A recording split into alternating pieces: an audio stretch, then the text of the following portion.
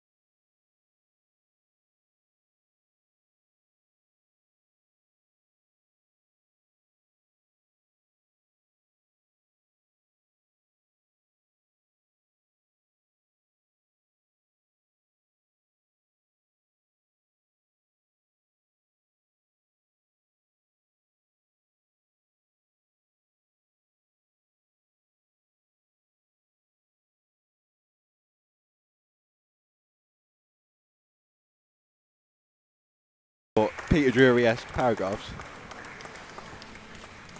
Hello everyone and welcome to the highly anticipated EPFA Four Nations 2023, a centralised regional competition hosted in the city of Munich, Germany. Across the weekend, we gather to witness an exciting tournament featuring the nations of Germany, Austria, Italy and Switzerland. Here in front of us, lining up for the first fixture of the day, we have hosts Germany against Austria. Live on your screens is the lineups, starting with Germany, which will be run through by my co-commentator for the weekend, Greg Baxter. Danke, Ryan. So for Germany, we have number 7, Felicitas Fischer. Number 8, Marco Roman. 9, Efe Can Onanmis. 10, Casio Cossa. 12, Ludwig Leinweber. 13, Romy Potschk. 14, Johannes Koch. And 55, Daniel Olek. And for the Austrians, Ryan? Yep, let me load their screen up. Obviously, both were present at the EPFA Cup 2022 in Geneva last year, which we'll talk about in more detail as the tournament progresses. But lining up for Austria, they have number 1, Arta Wollmann, number 2, Winfried Zwanziger, number 4, Carolina Schongai, number 5, Moritz Ziegner, number 6, Jakob Schreifel, number 8, Michael Kiefler, number 10, Ilyas Jusic, and number 11, Henry Ziegner, and their coach, the very familiar Leonard Vasily. Actually, I forgot to mention Germany's coaches. Nuri Onanmis, assisted by K. Roman. Very highly anticipated tournament indeed. Indeed. So just run you through the schedule today before we bring you live commentary of the opening game of the EPFA Four Nations 2023. The opening fixture scheduled for 15:15. It may be slightly delayed between Germany and Austria. Game number 2, Switzerland take on Italy at 12 o'clock Central European summertime. At 2:30, Germany take on Switzerland, and our final game of the day is Austria versus Italy. So, as I mentioned, delighted to be joined on commentary by Mr. Greg Baxter, a pillar of the English power chair football game, a name synonymous with excellence and achievements in both his playing and commentated perspectives. European champion with England, so he'll be able to provide a unique perspective to our commentary across the weekend. Greg has triumphed against many of Europe's best teams, and these insights will hopefully be invaluable. I'm setting the bar high for you. Mate, keep going. I'm loving this. This is brilliant.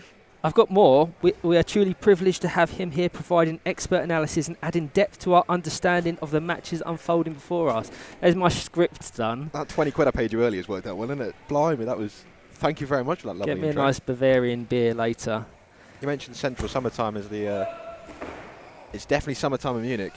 The weather has been absolutely gorgeous for the last few days. It is very, very nice here in Munich. A shame it's in times like now it's a shame that our sport isn't held outdoors because the sun is shining. Very nice part of the world, this. I've been here since Tuesday and I've had a wonderful time. It's been absolutely brilliant. You've been seeing all the sites. Went to the Allianz. Yeah. Apologies to anyone who has me on social media. I've definitely been spamming my no my apologies story. needed. It's been a really good cultural experience. I've loved every minute of it. That's brilliant. So our referee, Casbean, readies the teams in the centre before we get proceedings underway.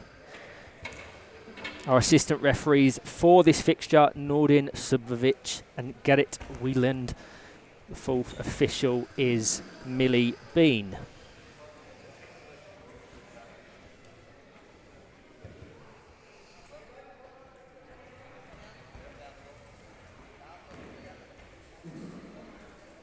for those eagle-eyed viewers, obviously, I read out 14 Johannes Koch for Germany.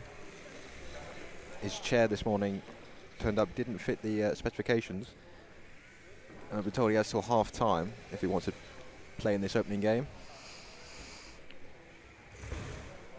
Germany just having their team talk. Do you want to run through just kind of the overall logistics of the speed testing, Greg, just so for those who aren't familiar? Well, until a few months ago, I wasn't very familiar myself. That worries me for the amount of time you've been playing. Funny enough, it worried me as well when I found out. Obviously, before every game, we go onto a speed ramp, run the chair forwards and backwards, just to make sure that we are all under the 10 kilometers an hour mark, to make sure no one has an unfair advantage. Of course. Keep the sport as fair as we possibly can. And the atmosphere is building. It certainly is. We've got fans either side, which I'm sure you'll see as the camera pans from left to right. It looks like, as it currently stands, Germany will be shooting from left to right in the first half. Austria from right to left. As you can see on your screens now, we've got our Austrian and Italian contingent. And on the right, Germany and soon to be Switzerland. As I mentioned, all 4 of these competing nations across this tournament showcased their skills and talent at the EPFA Cup 2022 last year in Geneva. Germany particularly impressive, finishing 3rd in the overall standings, qualifying for the next European Championships, provisionally scheduled for 2025.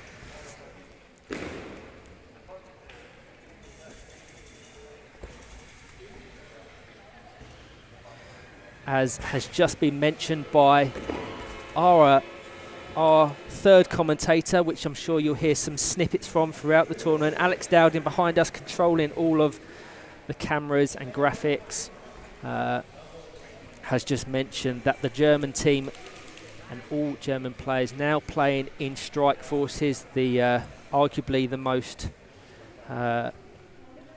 ideal chair for competitive power chair football, certainly the most advanced iteration that we have in our game at the moment. They were brilliant in Geneva, so I have no doubt they have every expectation of coming here and winning the EPFA 4 Nations 2023. Italy finished 5th out of 7th. Austria finished 6th, and Switzerland 7th in the EPFA Cup 2022. So very closely matched, hoping for some really competitive fixtures today and tomorrow.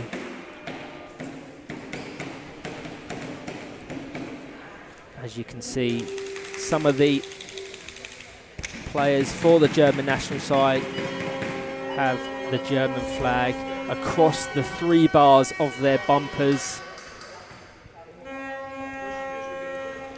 An adornment of musical instruments as well. This is yeah, I'm not sure how well they're being picked up over stream. I've no doubt you can hear the foghorns and the milk carton. Adapted musical instruments. I was going to say, it's, the improvisation is admirable.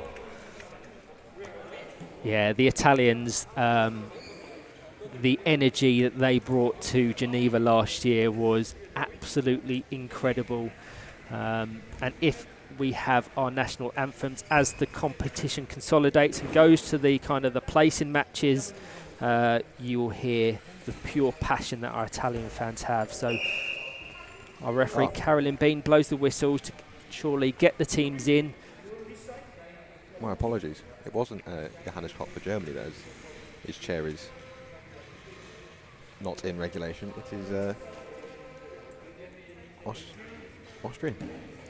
Jakob Schiefel's chair is currently overhanging. Obviously, you can't have your chair overhang the back of your bumper. Power chair wall, that's dangerous. So Carolyn Bean just draws the captains of Germany and Austria to the centre.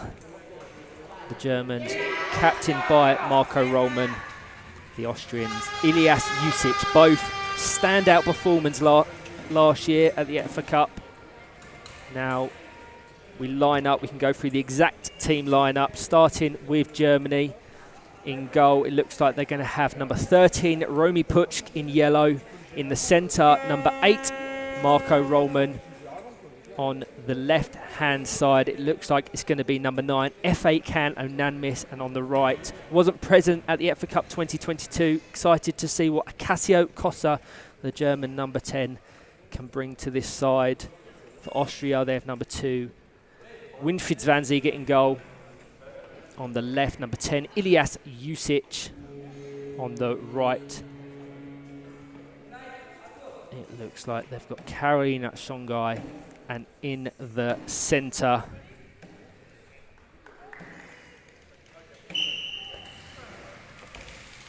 they've got number 1, Arta Volman. So proceedings underway. And the first 2-on-1 of the tournament. Just 11 seconds in. Number 1 for Austria, Arta Volman, playing in the middle but wearing the goalkeeper jersey. And number 2, Winfried Zwanziger, has to be careful that when Winfried wants to come back, doesn't give away a 2-on-1. Brilliant early play from the Germans. Started off by the captain Marco Rollman, picking F.A. Can Onanmis out on that left-hand wing, and a nice guided pass across the box. Found Acacio Cossa.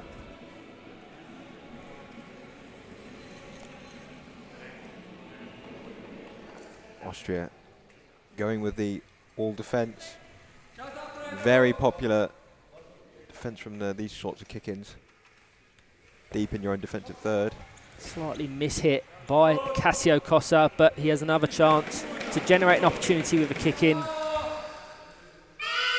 That's what you want to see, smiles on faces. Absolutely. It's worth mentioning that a lot of these teams are in their relative infancy in terms of their international journeys. So the most important thing for them will be to enjoy the experience. They certainly did in Geneva last year. But the level continues to rise. There is no better feeling than representing your country. I couldn't even imagine. Obviously, a European champion with England, you can speak more than most. I think Austria is the only team you've played against. Is that correct?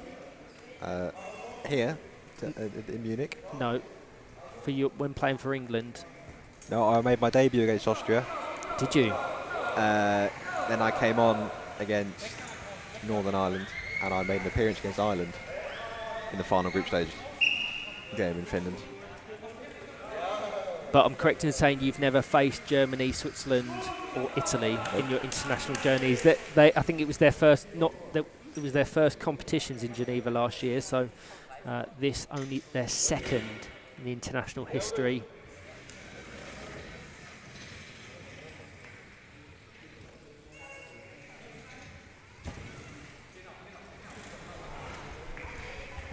Nice pass from Arta Volman, fired down the left-hand wing. A little bit too much pace for Ilyas Jusic to control. Goes out for a goal kick to be taken by Romy Puchk.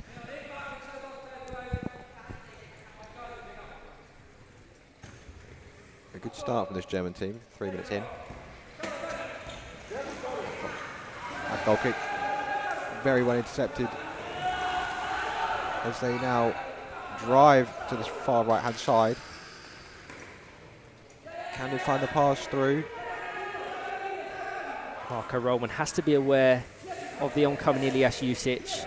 But I think if the first 3.5 minutes are anything to go by, it should be an incredibly competitive tournament overall. All very similarly matched on paper. Arguably, Germans are favourite if you're taking the form of recent games into consideration. Marco Rollman now trying to get the better of Arta Volman. A chance now. Would have been nice to see Karolina Songai just a little bit more deep on that left-hand wing. Arta Volman. They're certainly trying to do the right thing. Just need to get their positional play a little bit more fine-tuned. Yeah, Arta Volman there. trying to play the right way, trying to find the passes, which is what you want to see. A great little front bumper pick-off. Started that little counter-attack that Austria had there. It was a 2v1 for a short while.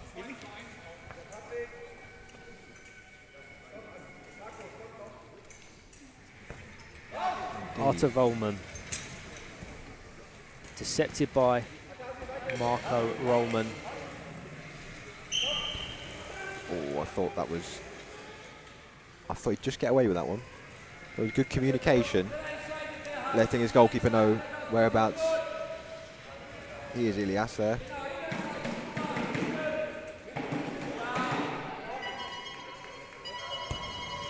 What a pass that is. Can we get a 180 on the end of it? No. It was a great little through ball. It's the second time that Marco Rollman's picked that diagonal ball out to F8 Can Onanmis on the left-hand side. We are really putting up a challenge to commentate over the incredible noises and instruments of the German fans to our right. Positive signs for both sides in the opening 5.5 minutes. Karolina Songai now to put some pressure on Marco Rollman. 2-on-1 in favour of Austria, whether that was F.A. Can Onanmis or Romy Puch advancing out of her box. Either way, an indirect free kick will resume play. I think that was a 2-on-1 between number 9 and the number 8 for Germany there. Just watching their spaces. For those who are new to the sport, 2-on-1. Must keep 3-metre distance between you and your teammate if there is an opposition team member within that 3 metres on the ball. There'll be an Austrian kick in. Ilias Jusic to take was very, very good in Geneva. I'm very looking forward to seeing what he can do in a strike force. I think he's recently acquired the chair, so interesting to see how his game has adapted or developed in the 10 months or so since our competition in Switzerland. Karolina Songai flicks it back to Ilias Jusic, tries to guide it back to the number 4 Austrian winger, but cleared well by Marco Rollman. Options on the bench for both sides. Germany have number 5 Moritz Ziegner, Austria options on the bench: Moritz Ziegner, Jakob Schreifel, Michael Kiefler and Henry Ziegner. Germany, Felicitas Fischer. They have Ludwig Leinweber, Johannes Koch and Daniel Olek.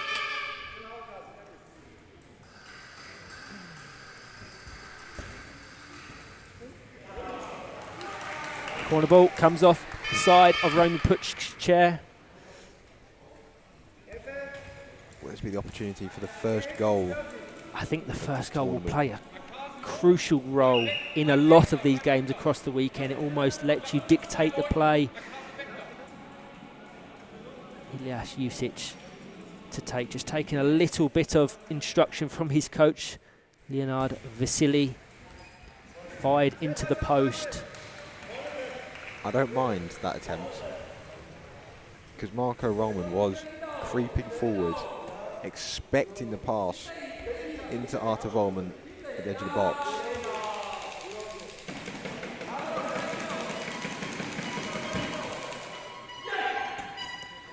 Romy Puch with the goal kick. All the way down, it's going to go out for an alternate goal kick if Winfried Zwanziger lets it roll, which he does. Just over 8 minutes gone. Germany 0, Austria 0. Huge thank you to all joining us across our YouTube stream. This the first of 4 games today. We are looking for a change of ball. And I did wonder, as they were doing the warm-ups for the game, that ball did sound flat.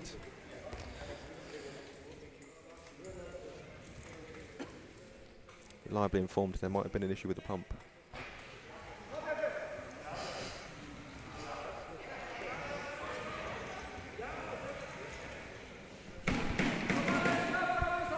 So F.A. Can Onanmis on the left-hand wing. closed down well by Arthur Vollmann. Just trying to pick their passes, Germany, but the Austrian number 1 doing well to cut out the majority of the momentum. Over to FA Canonamis, tries to fire it across the box via a rotated spin kick, but hasn't quite got his time in thus far in this game. But you can just tell if he finds his time in, he'll prove a real valuable asset on that left-hand wing. That was a great little passage of patient build-up play there. Just playing the 1-2s, setting it up. I think that is the crucial thing here. And if I was the coach for either side, it was just to have that patience, not to try and force the openings. Germany here going for the 4-up. Yeah, they are. All German players currently residing in the Austrian half. Cleared and blocked well by Carolina Songa at the first attempt. Acacio Costa tries to get a little pick off, no doubt to send it into the path and direction of the number 9, Onanmis. It goes out of play. Both sides trying to play football the right way.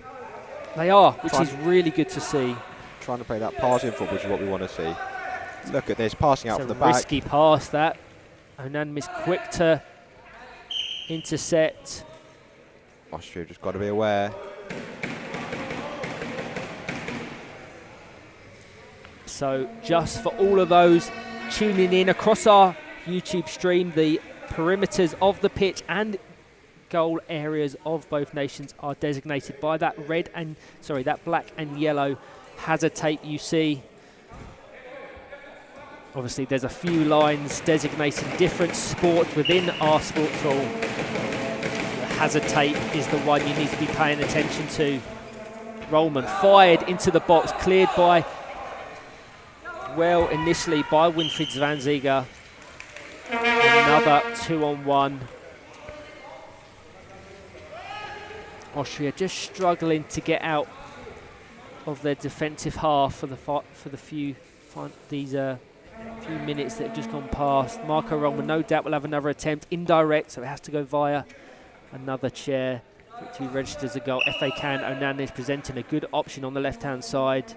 Acacio Costa on the right, over to it, Onanmis, back to Rollman on the edge, piking some nice passes, fired it in the goal between Zwanziger and Vollmann to register the first goal of the game and the tournament. It's FA Can Onanmis. Brilliant, well-worked opportunity between the two German players, and our hosts take a lead on the 12th minute of this game. And don't the fans know it? They certainly do. That was a really, again, we spoke about the patience, passing it back and forth. Exactly that, and just waiting for that gap to appear in the defence, and a shot from number 9, FA Can Onanmis. I will say, off the ball, Acacio Costa doing incredibly well to limit the option of Ilyas Jusic on this left. He's proven a real nuisance for the Austrian side.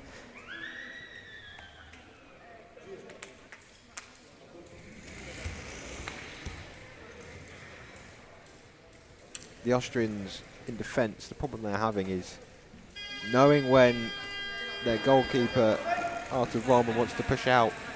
Number 2, Winifred Zwanziger, has to drop to the line, because the minute that Vollmann exits the box, it will be a 2-on-1. Yeah. If Zwanziger's too close.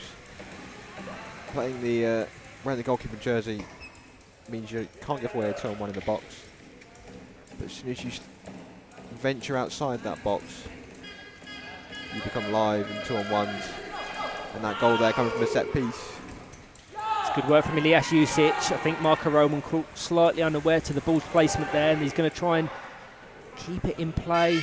Corner kick for Austria, looking for an immediate reply.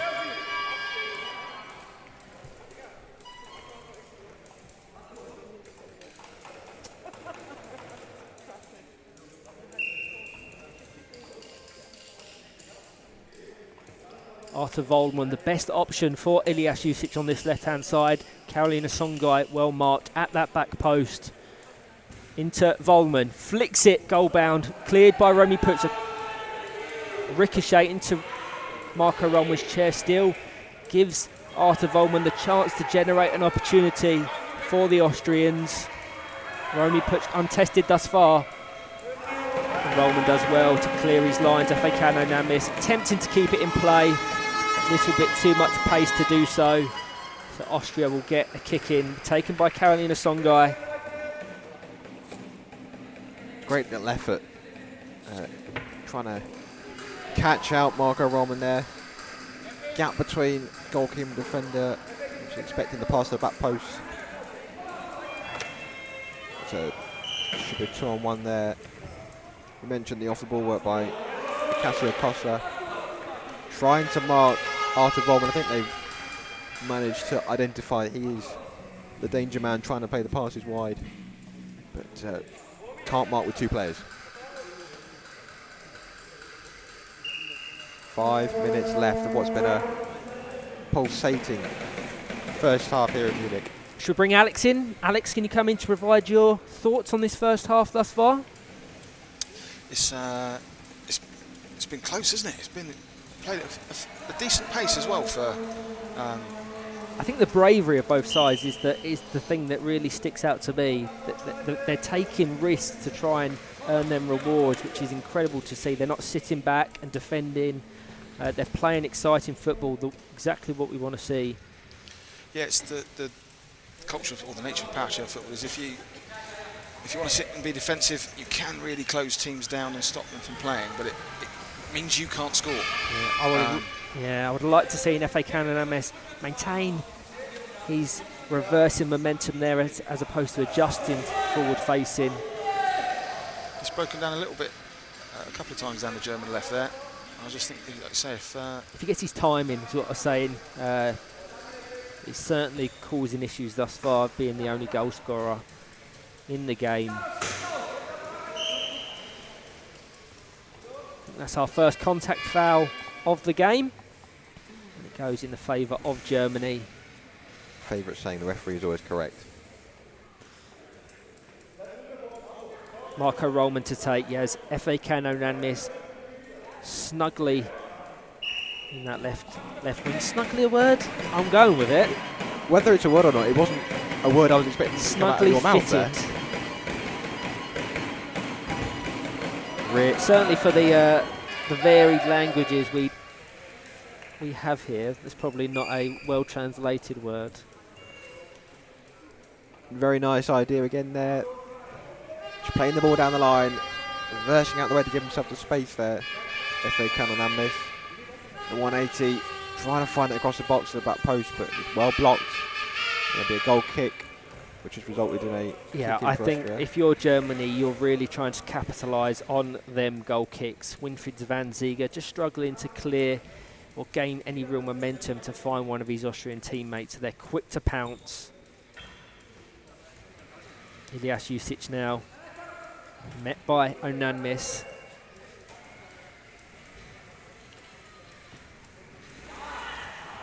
Yeah, the goal kicks definitely an area that Germany will exploit. Obviously, Austria just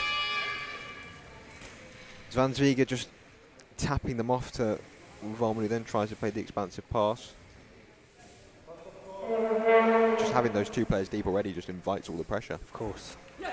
So Cassio Costa cleared well by Artur Volman. Ilias Jusic now tries to control it. Little bit of a heavy touch, sends it into the path of Romy Puch. Down to Volman again. End-to-end stuff in the final 2.5 or so minutes. FA Canamis will try and keep it in play, but once again, too much pace to keep it in play. Austrian coach and captain just having some words there. I think again, if FA Canamis just stays up. Yeah, and I'm sure that's what his coaches will be relaying to him in the half-time break. If he just stays advanced in that final third almost, he receives the majority of them well-placed passes from Marco Roman. Blocked by Artur Volman. The Austrian goalkeeper has impressed me, Artur Volman. Trying to play the right way, trying to find those little front bumper pick-offs out wide. Yeah. That's a great part of that post. FA cannon now missed. There's curse of the commentator almost comes off the side of Arthur Volman's chair, and that's the second. No, it was on target. It was on target, so another goal for FA Can Onan miss. Germany 2, Austria 0 in the final 30 seconds of this game, of this half, sorry. I know it's gone quick, but it's not gone that quick. Yeah, really bitter pill to swallow for Austria, who have been better since the German opener. Great play by Ilyas Jusic there. Sorry, Ryan. No apologies needed. The goal kick in, dummying Costa down the line, driving at the German box, and winning his country a corner. You think if you're Austria there, you just want to try and get in. An immediate reply almost from Carolina Songai, but she just condensed too close to Arta Volman. Really unfortunate for the Austrians, who could have had half the deficit, as we're now into the additional time that Caroline Bean has accrued across this first half. I don't think it'll be much as she readies her whistle to blow for half time. Romy Puch to take the goal kick.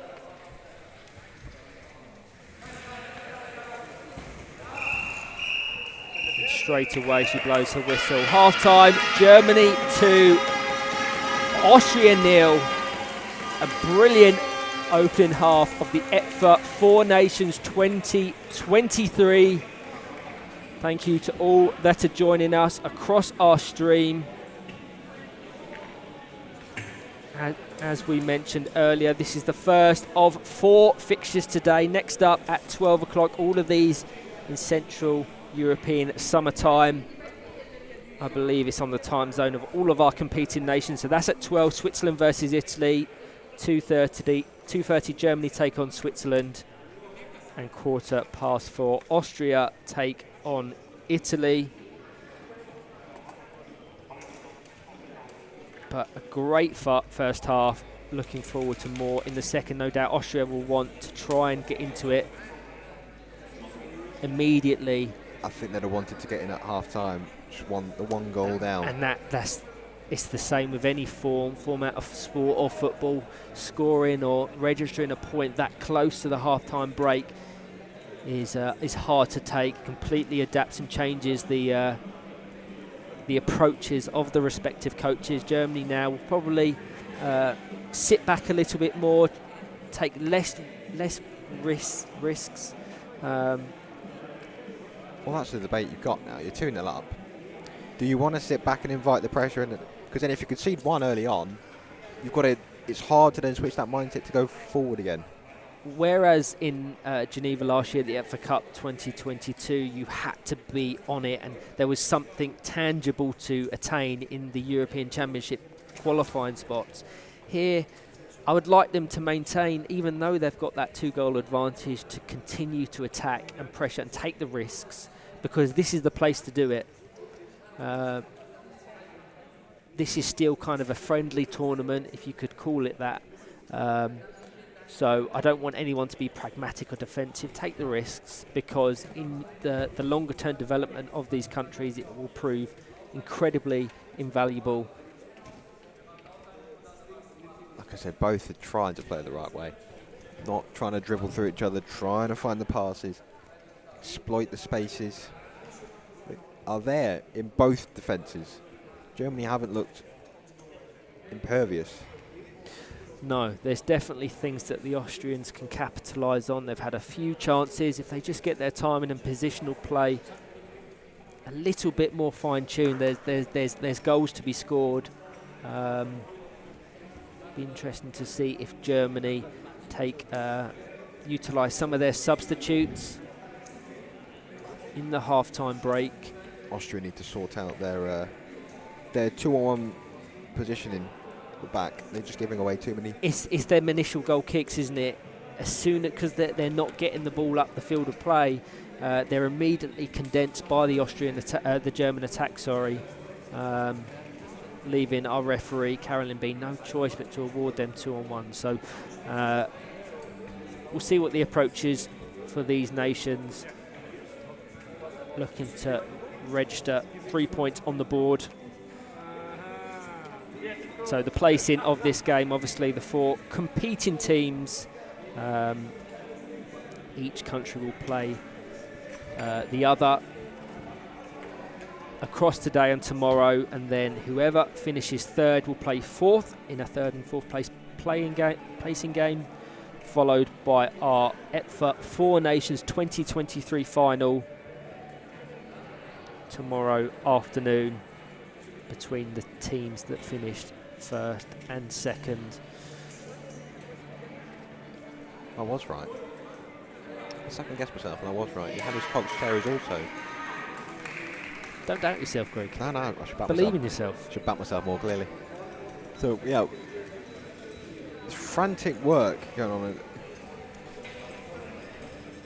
the back of Jakob Schiefel's chair for Austria. That's been going on extensively throughout that first half, trying to get his chair legal to take part in this opening game. And it looks like Austria will be readying a change. do you think information on that? if I look at Jakob Schriefel there, he's wearing the goalkeeping jersey.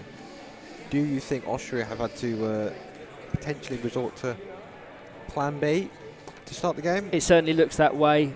I wonder if Artur Volman will take that central role. In Geneva last year, it was Ilyas Jusic who predominantly played in that central position. So Austria certainly not.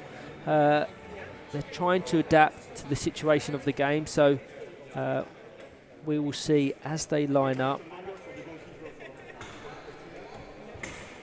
Just to talk quickly about one of the tournament's partners, BVS Bayern, the Disabled and Rehabilitation Sports Association Bavaria, which is an organisation based in Bavaria, Germany, dedicated to promoting and supporting sports activities for people with disabilities and those undergoing rehabilitation. BVS Bayern play a significant role in fostering inclusion, enhancing physical well-being and improving the overall quality of life for individuals with disabilities. So a huge thank you to them. We'll provide more details on their support across the weekend. So Austria already, I think they're staying as they are. certainly for the start of the second. They'll want to make changes fairly soon. Germany definitely in the ascendancy, having registered 2 goals in the first half. FA Can Onanmis with 2. An early step, putting an early claim for top goal scorer. No doubt looking for his hat-trick in the second.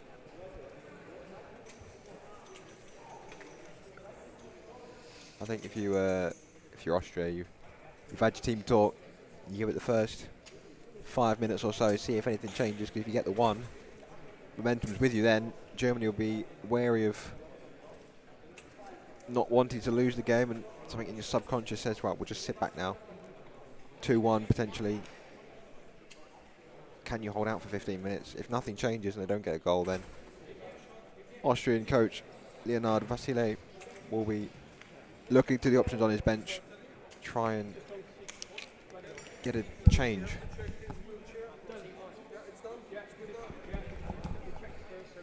I don't know whether Germany will really want to make any changes, stay as they are for now, because that first half worked really well going forwards.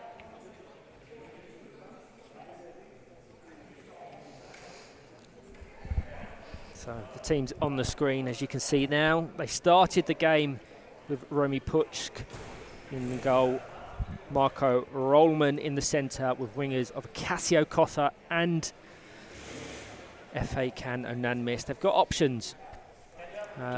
Yet to see if they're going to utilise any of them at the start. Delay of the second. Yeah, slightly delayed. I think it's because they're trying their hardest to get number 6 for Austria, Jakob Schriefel, involved. Just checking now whether they've managed to get so his chair is no longer overhanging. it's not a case of, as you sometimes see in the running game, one team staying in the changing room a lot longer than the other one. Austria have been out. Austria have been out and about. Number 6, Nico Striefel, is cleared to play.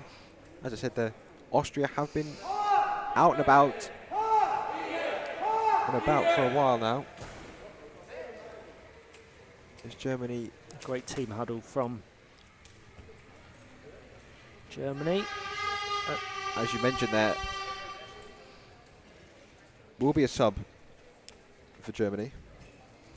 Number 12, Ludwig Leinweber. Interesting, they've taken off the goal scorer of the earlier two goals. So no hat trick yet. FA Can Onan missed. The youngest member of the German squad has to start the second half on the bench. Austria unchanged at the start of the second. Once we kick off, you get confirmation of that substitution. So, yep. Again, that ball does sound rather flat. I don't always like to play with, but to the audio, it does sound very flat. There goes a chance here, straight away for Ludwig Leinweber. Great pass back into Marco Roman, who drives onto this right-hand side. There's confirmation of that substitution. Ludwig Leinweber on, FA Can unanimous off. As Germany pick up where they left off. I do like what Marco Roman did there. He's a good player. He rolled the ball into Artur Volman and then backed off and said, right, if you play that back into me, I'm going to look to switch it. I'll use the pace that you put on the ball for me to play the pass. That kick in there. Leonard Vasile, the Austrian coach, screaming at Artur Volman to drive. Very animated character is Leo Vasili. Love that man. Very animated on the an sideline. icon in power chair football. Obviously, Marco Roman's done well, but not as well as Artur Volman wins yeah. it. Advantage, play 2-on-1. Great pass out to Carolina Songai on this left-hand side. And there, just defensively, you saw the benefit of having that middleman wearing the goalkeeper jersey, because Carolina Songai could come as close as she wanted to the box. Really restricted that space for Marco Roman. What can Austria do with this kick in? To Ilyas Jusic.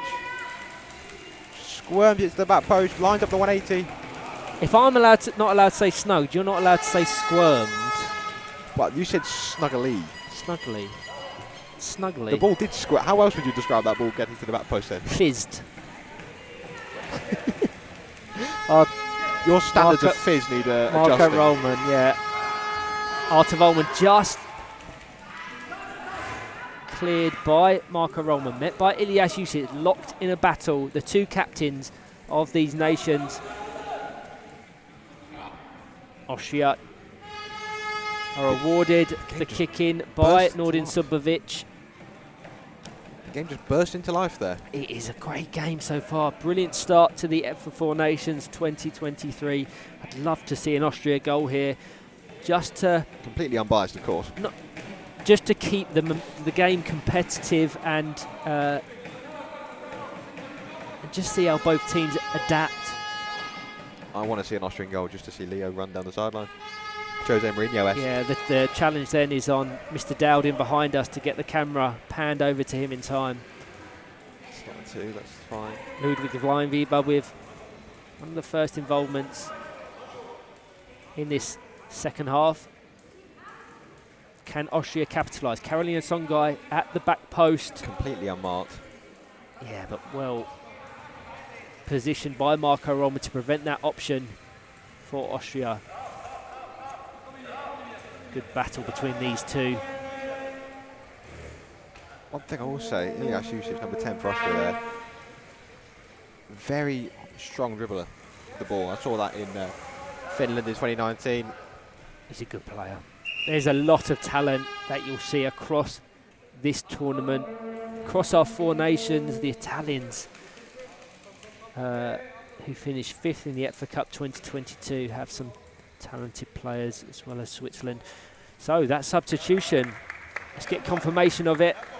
The one that Austria have been trying to make. Arthur Vollmann has been very good. I must admit, I'm very surprised that Arthur Vollmann's been withdrawn there. I probably thought it could have been Winfried Zwanziger and then Arthur Vollmann adopting that most defensive role for Austria. I would have liked to have seen Jakob Schriefel here on the ball.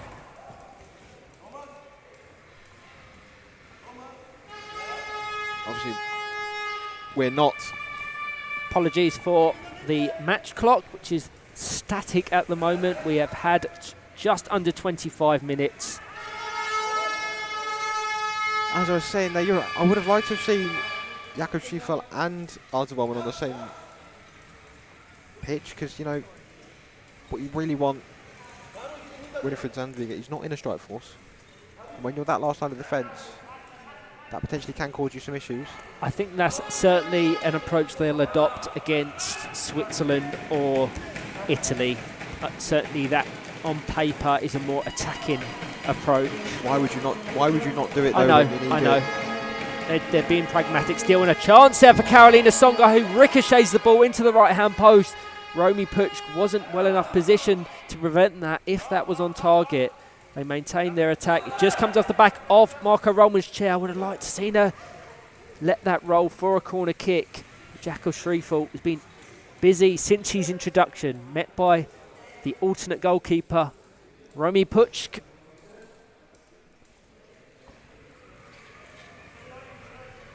Committing a lot of players forward, Austria, as are Germany. Their two wingers in Kossa and Leinweber well advanced to capitalise on a potential counter-attack.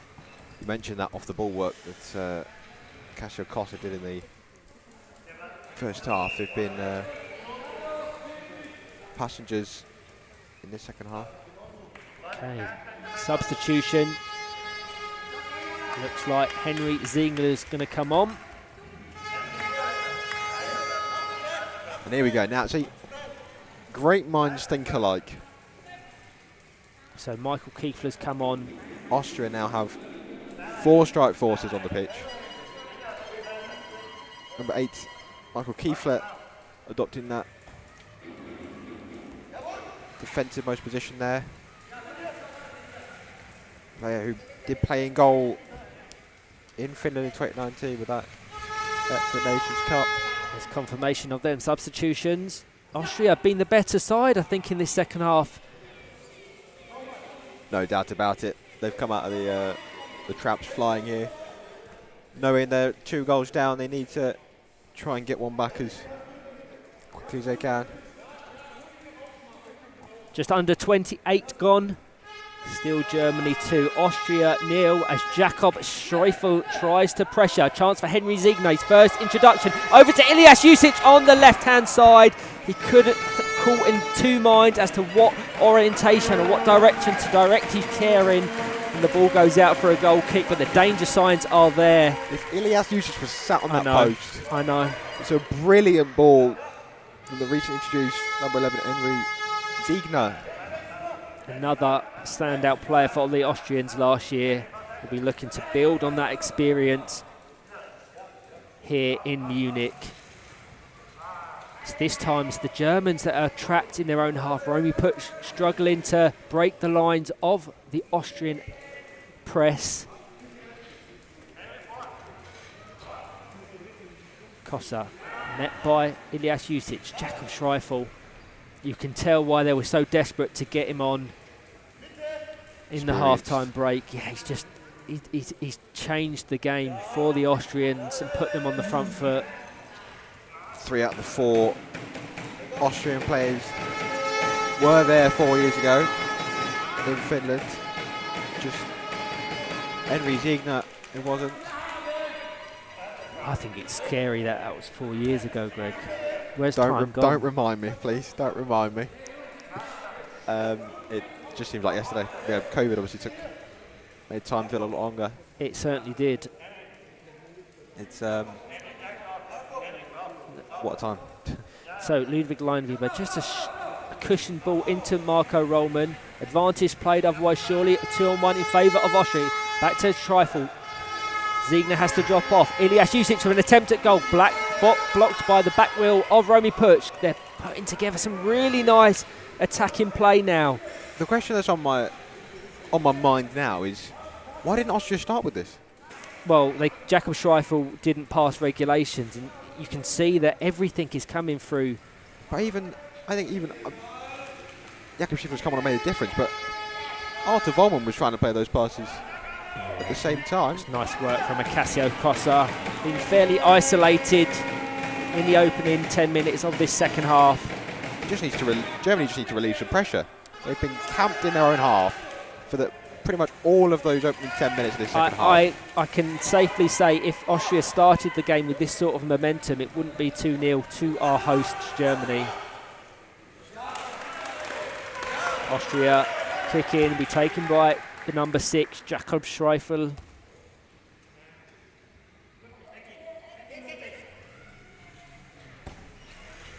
Great pick off. Again, Ilyas Jusic didn't quite have his chest positioned well enough. Another attempt at goal. He finds the back post and he fires it almost over the line. Right. There is the goal for Austria. I have no idea. Wow. Wow.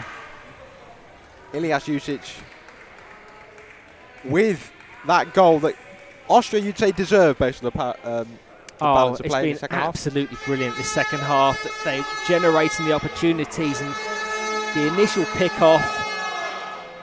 This is what I said. Get one back. First 5-10 minutes. All the momentum is with Austria. Oh, well played there, Ludwig Leinweber. Heavy contact between Leinweber. Something come off the chair. I mean, how did... I'm not quite sure what that is. It's a hubcap on the side of Leinweber's chair. Yep, I didn't even know they had hubcaps. This is...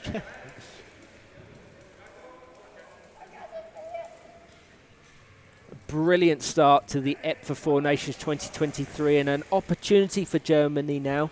They haven't had many throughout this second half. Surely they'll want to regain that 2-goal advantage. Marco Rollman on the right-hand side now in space. Leinweber isolated on this left-hand wing.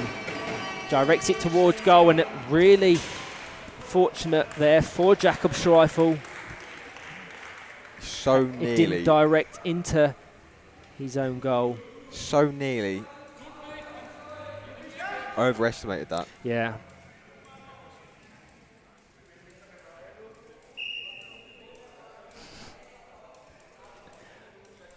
So Acacio Cossa with the corner kick.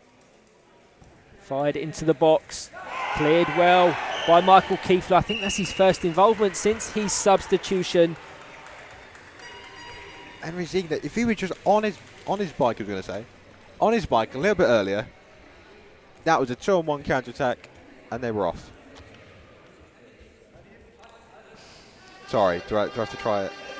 To try and use some more multicultural phrases. They've got to. Germany looking to ready a change. Daniel Olek set to come on.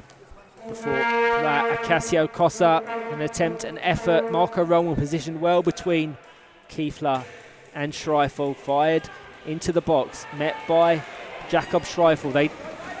Slight miscommunication between Jusic and Schreifel allows Romy Puch to limit the space and contact from the German. Gives Austria the direct free kick. When they get that substitution, as mentioned, Daniel Olek coming on. Let's get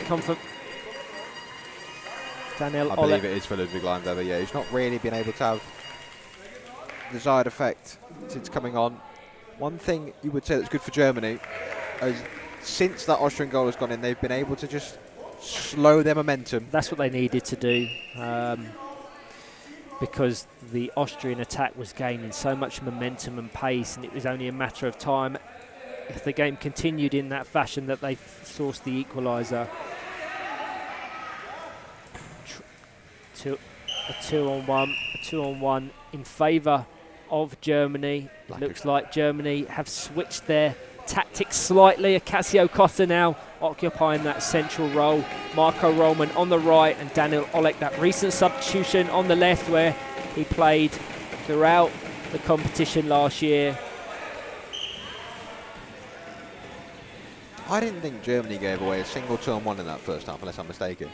This second half, get a bit frantic. They're feeling the pressure a little bit.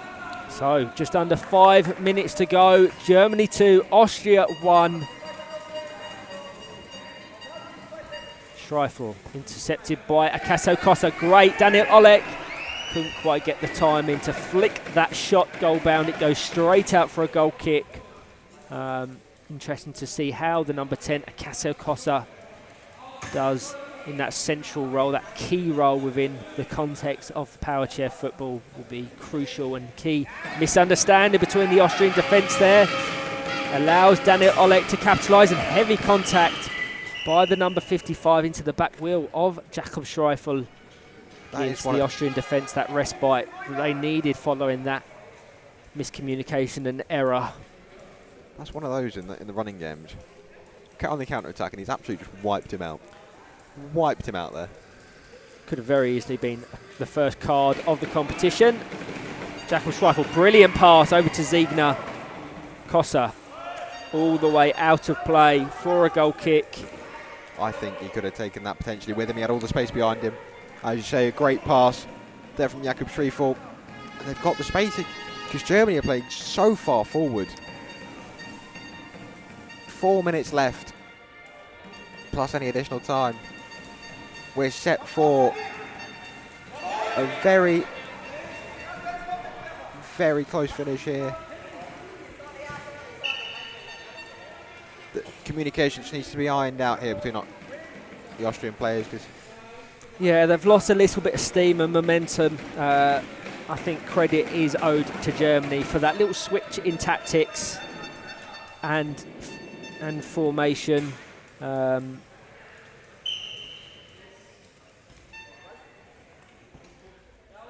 Just having a word with Marco Roman. Reversing in, can't reverse into a...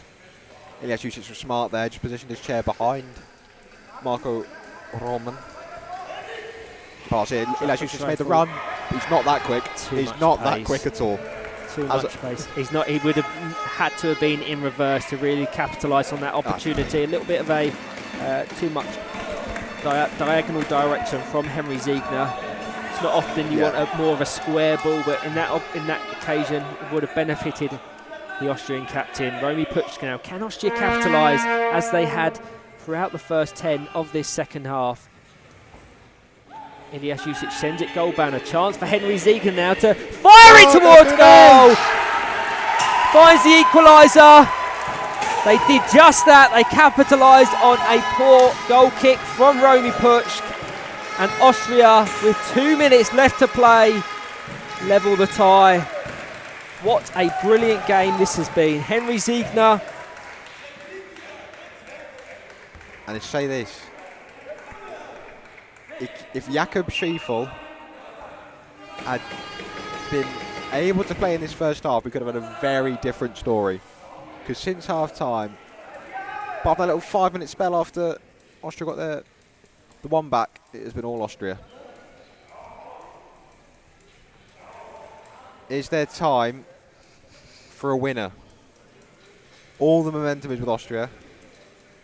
Can Germany hold out for that draw, which at half-time you'd be saying, we didn't think we'd be saying that. If this is a sign of things to come, this is going to be a brilliant competition.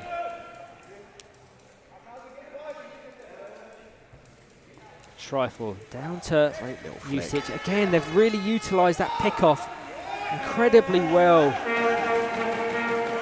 Ziegner has been bright since his introduction.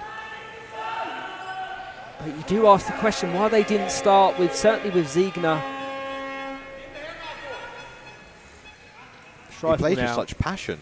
You can see that, just the facial expressions alone. It was a great finish because Robbie Pochka was left 2v1 and he'd gambled on the pass being played to the back post to Ilyas Jusic. He just got round it and fired it into that near post. Schreifel struggling to There's a gap here. a chance here. Again, a lot of pace on that ball. This time Ilyas Jusic controls. Can he flick it back to his number 6 on the edge? The pick-off directed into the side of Romy Puch's chair. We're going to get a 2-on-1 and a great late opportunity for the Austrians. They were 2-0 down. Leo Vasily is jumping up and down. Yes, so we've had the regulation 20 now into any additional time that Caroline Bean has accrued. Indirect free kick has to go via the chair of either an opponent or teammate for Jakob Schreifel. He has Ilyas Jusic to his left, Henry Ziegner in between the chairs of Romy Puch and Marco Rollman. Can they generate an opportunity? Fired into the side of Romy Puch's chair. The pressure's still there for the Austrian captain. Can he find the gap? Marco Rollman has to be aware of his positioning. Referee Caroline Bean has the whistle in her lips. There's a chance. Late chance blocked by Romy Puch. Pressure still there. This is back to the wall stuff, the final few seconds. Can Germany hold on? Trapped between the two captains. Marco Rollman just evades the pressure. What a game. Couldn't have asked for a better No, opening you really fixture. can't. Ziegner just with a miss hit. Otherwise, Ilyas Jusic was in a world of space on this right-hand side. Far too close to Jakob Schreifel though. Even if he had connected, it would have been a 2-on-1, and this is it. Last chance perhaps of the game. And there is the full-time whistle in this opening game of the EPFA Four Nations 2023. And if that is anything to go by, we're in for We really are. a brilliant tournament here in Munich. Germany taking a 2-goal lead into half-time. Jakob Schreifel able to get his share legal during that half-time break. Came on and made such a difference in that middle. Full credit to the Austrian contingent, the coaching there. They adapted to the situation. We wanted to see them come out and attack, and they capitalised on Germany. And despite them 2 early goals from FA Can Onanmis, Jusic and Ziegner sourced the 2 goals to bring them back in the game. They will almost be disappointed they didn't get the 3 points, Austria, and that... I think you could say both sides potentially disappointed they didn't get 3 points. Absolutely. Germany taking that 2-goal lead into half-time. Obviously, FA Can and Amlis brought off at half-time, having got those 2 goals. And Germany just didn't really get going. Second half. Thank you to all that have joined myself and Greg for the opening game. Next up, scheduled for 12 o'clock, around about 45 minutes, we have Switzerland taking on Italy. And as we've said time and time again, if that's a sign of things to come, I'm really excited for the next matchup. Roll on the next game, eh? Absolutely. Thank you to all that have joined us. Join us shortly for Switzerland versus Italy in the EPFA Four Nations 2023.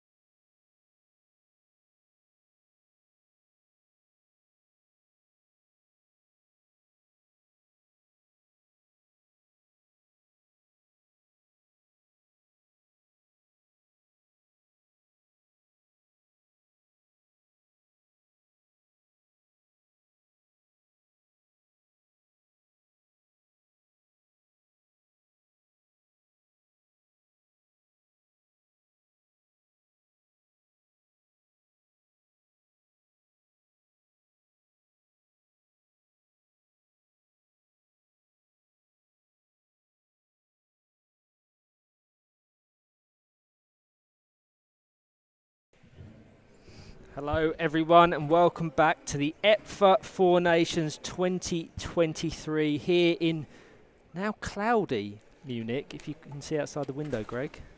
If I look forward now, I can see blue skies everywhere. No, it's a bit overcast. But thank you to all that are joining us, myself and Mr. Greg Baxter, the European champion. I need to see how many times I can... Mate, I'm not going to stop you. I'm trying to propel you onto good things. Yeah, If this doesn't serve as a springboard for our careers, I don't know what will. not after Snuggly and Squirmly in the first game. You live and you learn. So next up in the EPFA Four Nations 2023, we have Switzerland taking on Italy, as you can see on your screens, scheduled to kick off in about 5 minutes' time. I'm sure all that joined us for the first game will be eagerly anticipating the next matchup in the competition. What a brilliant game it was as well. Germany, the hosts, took on Austria in a thrilling 2-2 draw. So hoping for more of the same intense action in this one. We'll go through the team lineups, starting with the home team, Switzerland, which will be read through by Mr. Greg Baxter. Thank you, Ryan. So for Switzerland, number 1, Gwendal De Plas. Number 8, Gabriele Panico. Number 9, Christoph Lopez. 14, Emmanuel Ratz. And their coach, Giovanni Bernabe, and assisted by Kelly Dos Santos. And the team lineup or squad of their competitors, Italy, they have number 1, Luca Mercuri, number 2, Donatella Soriano, number 7, Gabriel Mindru, number 8, Gabriele Zoggia, number 10, Marco Ferraza, number 18, Arini Infantino, number 20, Martina Latina, and number 22, Simone Ranzato. Their coaches, Lorenzo Vandelli and Carlo Impera. Two teams all speed tested, looks like, lining up ready to get this game underway. I have been told very good things about this Italian support. Yes. Very good things indeed. And they've got a massive drum. A massive drum. Yeah, if we can direct our camera to the Italian fans and contingent on the left-hand side of the pitch, you can probably make out a large drum and many improvised musical instruments. And if their support in Geneva last year is anything to go off, you will probably struggle to hear myself and Greg in the second half, but that's what we love to see, the fans and the community surrounding these developing nations. Looking forward to what should be another good game. Yeah, the first one was so good. Be interesting to see what these sides can bring to the EPFA Four Nations. As has been mentioned many times, both or all competing teams at this competition in Munich were present at the EPFA Cup 2022 last year in Geneva.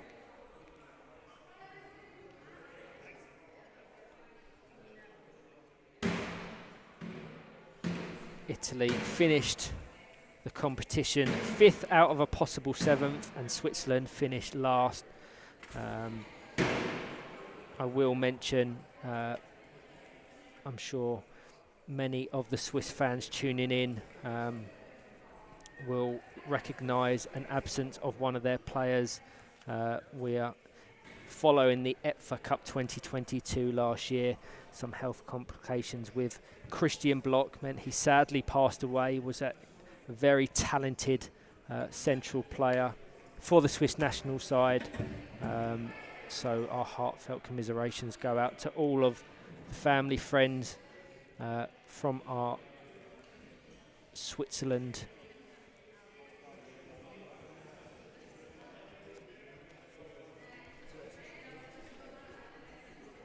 So our match officials just readying themselves to lead the nations onto the court. As you can see on your screens, our central referee will be Millie Bean, with assistant referees of Gerrit Weiland and Carolyn Bean.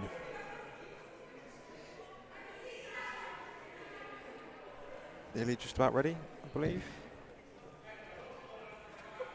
to have these two nations drive out to the centre of the court. Atmosphere slowly building, especially as we mentioned in that Italian corner, away to our left-hand side as we look at it.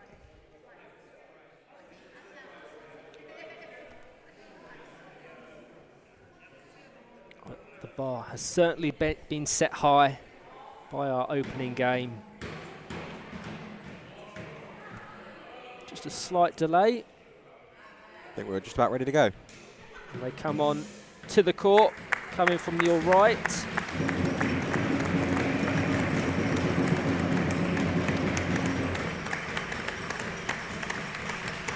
Great support from the Italian contingent on the left. Some cowbells on the right. Oh, all manner of musical instruments. So Italy lining up on the right-hand side. Switzerland driving over to the left. Switzerland with only 4 competing players here in Munich. Italy with a full squad of 8 at their disposal. 2 of their standout players in the EPFA Cup 2022 last year. Marco Ferrazza, the captain, number 10, and number 22, Simone Ranzato, 2 particular players to keep an eye on. As we Official just photographs. Absolutely. Best smiling faces.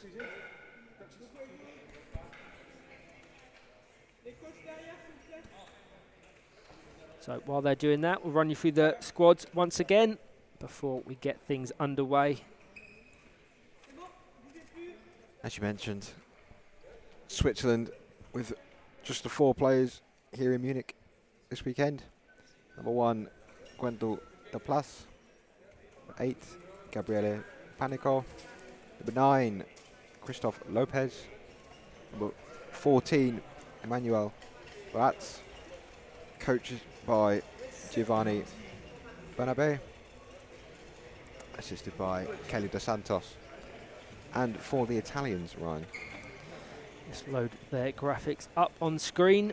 The man who is a quarter Italian, he tells me. An 8th Italian. An 8th Italian. Number 1, Luca Macuri. Number 2, Donatella Soriano. Number 7, Gabriel Mindru. Number 8, Gabriele Zoggia.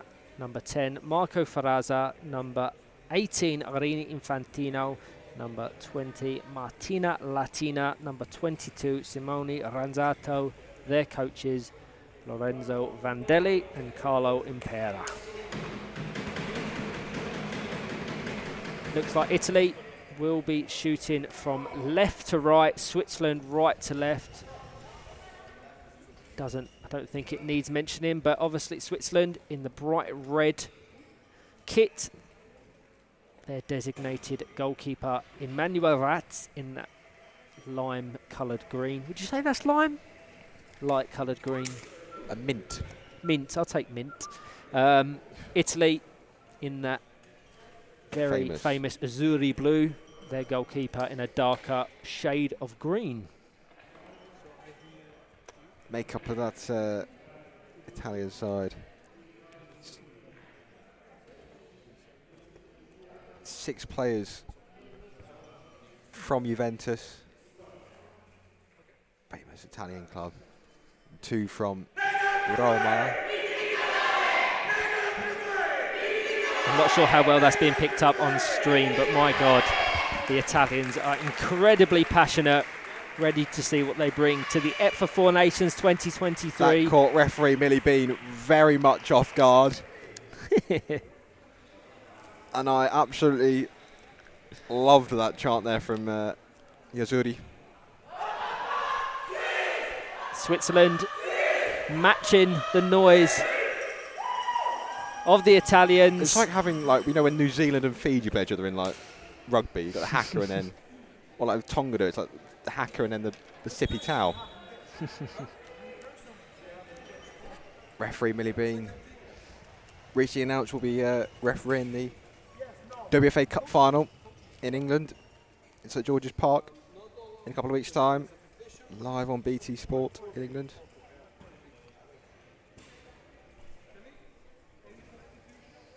So the captains drawn in, Marco Ferrazza and Manuel Ratz, before the second game of this competition gets underway. This game will be followed by Germany versus Switzerland at 2:30, and then at 4:15, Austria take on Italy.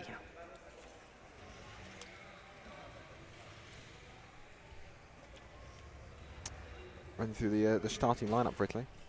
This is the 8th Italian. Well, Switzerland are the home team, so please. Well, they've only got 4 players, so 4 starting players, right? That's doesn't mean you can't do it, though, Greg.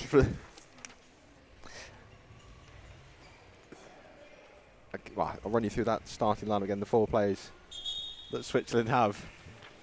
While Ryan tries to work out who's starting for Italy. I've got it. No doubt. Number 1, Gwendal De Plas. Number 8, Gabriele Panico. Number 9, Christoph Lopez. Number 14, Emmanuel Ratz. So Italy lining up as follows. It looks like they're lining up with Gabriele Mindru in goal. In the centre, Marco Ferrazza, and wingers of Gabriele Zoggia and Simone Ranzato. Immediately intercepted by Gabriele Zoggia, who pressures the Switzerland goal. Fantastic support from the Italians. We're going to have to project our voices well across this game. I hope you can still hear us loud and clear. I can barely hear you, and you're sat next to me. This is incredible. So Manuel Ratz and Christoph Lopez just trying to prevent Zoggia from advancing. And I think we got a 3 in the box. Slight complacency from Gabriele Panico, encroaching on that box of the Switzerland national team. So Simone Ranzato readies himself to take this indirect free kick. He has Marco Ferrazza on the near side post, Gabriele Zoggia on the right hand side. An early opportunity for Italy to take the lead. Switzerland just needs to... They just need to settle. I'm sure there's a number of nerves they have to contest with, but avoidable errors like that could lead to goal scoring opportunities for the Italians. So Ranzato to take. It looks like he's ready to guide it over to Ferrazza. Quick 1-2, lets it run across his chair. Well cleared by Emmanuel Ratz. Now Panico with a chance to attack up the other end of the court. A brief counter-attack on there. It was the 2 goalkeepers coming together. Gabriele Mindru met by Manuel Ratz. Slight respite for the Switzerland national side as Zoggia was trapped in that right-hand corner. Zoggia, I think very, very lucky that he not yellow card for leaving the pitch to water 2-on-1. I think they'll be given slight leeway in the opening minutes, but as the game progresses, as they learn.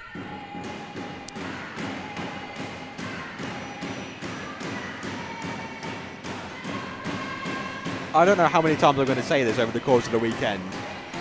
This Italian support, I have never experienced anything like it in a Power Jet football game.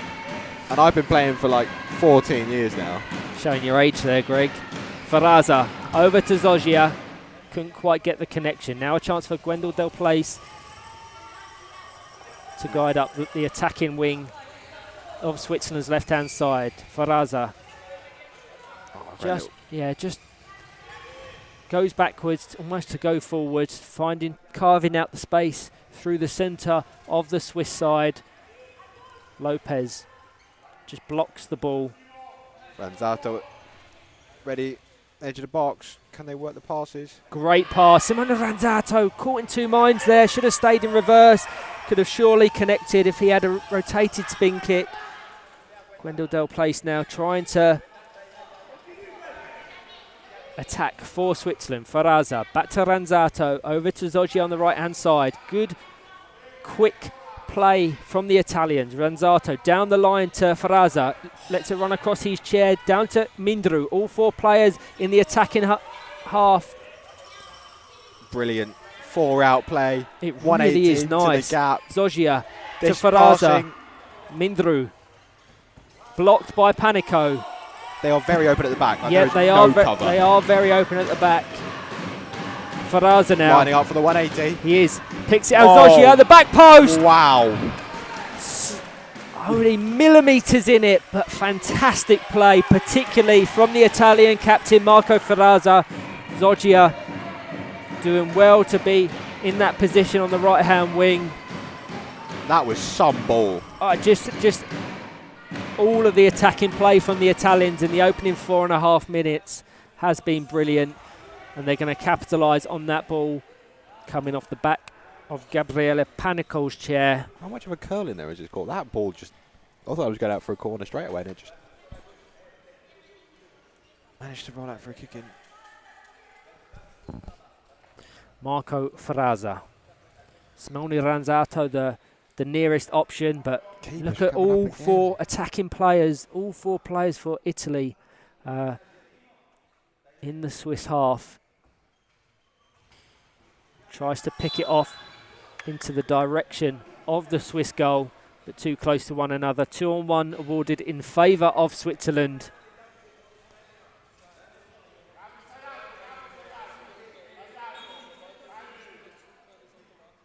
No doubt the longer Switzerland can limit their Italian attack, the more they'll grow into this game confident and the nerves will calm. Another chance here for Italy with Zoggia. Would have arguably been more beneficial to try and find Faraza on the edge of the box as opposed to trying to guide it goal bound, but he gets a corner nonetheless. Once again taken by the captain Marco Faraza.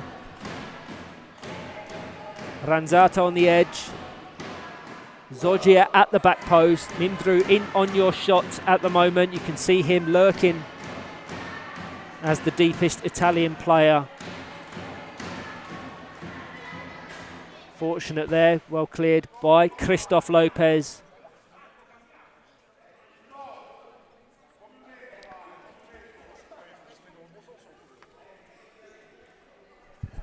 I've only seen this once. I have only seen this sort of defence once from a corner. Middlesbrough did it back in the Premiership a few seasons back. Faraza putting pressure on the Swiss defence. Can he find the line? Slight miscommunication between Lopez and Ratz. The ball still in play, and he flicks the ball between the two chairs to register Italy's first goal of the game and competition respectively. Switzerland 0, Italy 1, 7 minutes in. The Italian captain there getting his nation's first goal at this tournament, and the early pressure from the Azzurri has paid off. So Emmanuel Ratz to take the goal, the kick-off, immediately intercepted by Zoggia, who's going to put pressure on Lopez as the most defensive Switzerland player. Well defended there, though. Yeah, cleared it well. I'm not sure on this defence. Ranzato and Zoggia, neither could capitalise on that straight pass from Marco Faraza.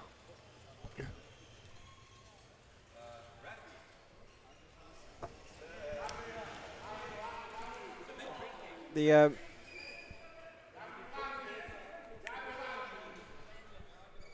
it's that kicking defence from the Swiss. Both players marking that near post, sort of over-defending themselves, potentially leaving a large gap at the back post. Panico looking to try and dispossess Gabriel Mindru. Had to clear away. 2-on-1, very obvious 2-on-1 there between the retreating goalkeeper for the Switzerland, Emmanuel Ratz, and number 8, Gabriel Panico. We get our first substitution of the game. It's the Swiss who are making some sort of adjustment. I think the Swiss are just adjusting their setup. They don't have any subs to utilise. Is there something wrong with his chair? You're leaning over too much, perhaps. Just needs adjusting, maybe. Yeah, we get a short break in play. 9 minutes gone. Switzerland 0, Italy 1. Single goal from Marco Ferrazza, separating the tie. Next up in the EPFA Four Nations 2023, Germany take on Switzerland, followed by Austria against Italy. Yeah, just add on a couple of minutes at the end of this first half. Just needs readjusting. Can't. He's sitting up a bit more, obviously. With those who don't have good trunk control, spinning around in a fast chair can mean just fall over to one side. Millie Bean just signifying to Panico they need that 5 metres distance from that set piece. Will taken by Marco Ferrazza. There is. Can he find Mindru on the left-hand side? Interesting setup from the Italians with their goalkeeper now occupying a position on the left-hand wing. Zoggia let that ball go to Mindru. Panico now just trying to position his chair accordingly to prevent that Italian attack. Ferrazza comes away with it. He's going to try and guide it into the path of Zoggia. He reverts and tries to go back to Mindru. Blocked by Panico. It's good work from the Swiss number 8, just limiting the Italian captain. Italy kicking.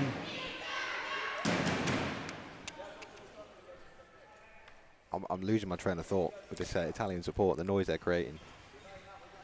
They are all over. Great pass. Ranzato attempts an effort, blocked by Lopez. Ferrazza again picks it off in the direction of Ranzato, but couldn't quite get the accuracy to find the number 22 winger. That's the second incredible ball. Really was. Is that we've seen them across the EPFA Four Nations so far. I think Marco Rollman was extremely effective at them diagonal splitting passes, and Marco Ferrazza picking up where the German captain left. You feel Italy with their, I love they're playing 4-out modern. I don't think they're going to adopt this sort of approach against either Austria or Germany, so they need to try and register goals in the table, with each nation only playing the other 3 nations once. Goal difference could play a key role. Mindru fired it into the box. Again, that's that caught in 2 minds. Ferrazza let it go over to Ranzato, who was also backing off to give his captain the space. It goes straight out for a Switzerland kicking, which is taken by Gwendolyn Plaischel. That's certainly how they're setting up currently. Very condensed, the Swiss players, all within a few metres of one another. Surely a 2-on-1 will be awarded immediately if that was played more centrally. Goes straight out for an Italian kick in. Double touch as well there. Can only touch kick-ins, set pieces, corners, any sort of restart once. Ferrazza blocked well by initially, and an unfortunate ricochet off the right-hand post sees Italy double their lead. The goal has been scored by Gabriele Zoggia, the number 8. And his reward is to be immediately substituted. It's a substitution for Italy. Off goes the goal scorer, Gabriele Zoggia. Let's make that substitution official. Gabriele Zoggia comes off. Arini Infantino comes on.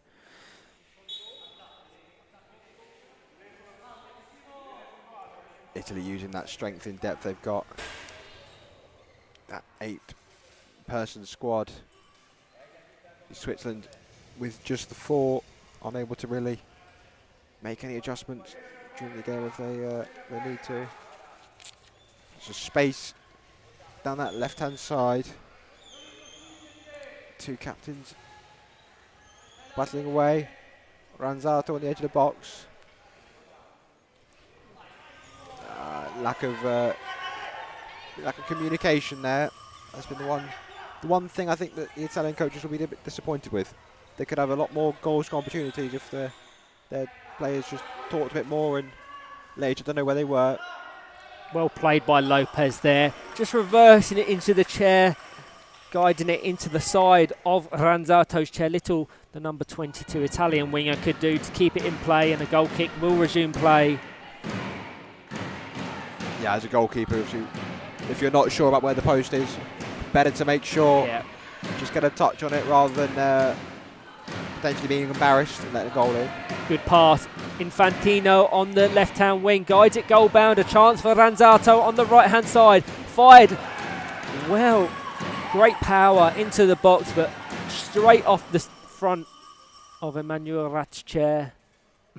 Again, opting for this very interesting defence from the corner. Have to be 5 metres away.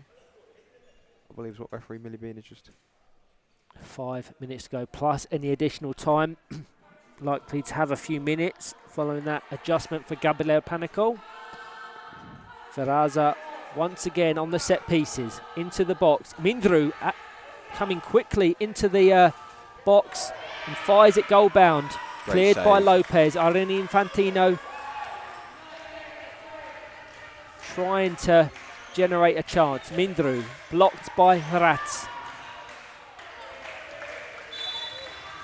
Nice square ball across the court.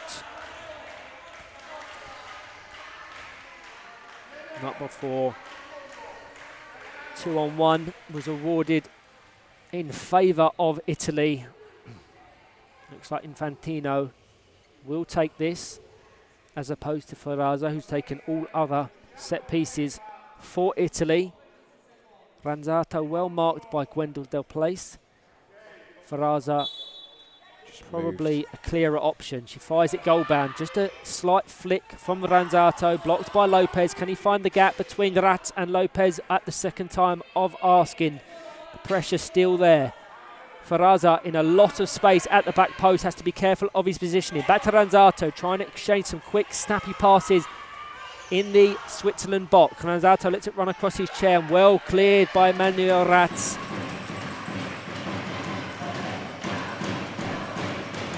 That Italian support. Ranzato into Ferraza, well powered shot, blocked on the line by Christoph Lopez, eventually going out for a Switzerland goal kick. Better defensive work from the defensive duo of Switzerland. The Italians there just taking the kick in quickly, trying to just speed it up, not allow that Swiss defence to get set.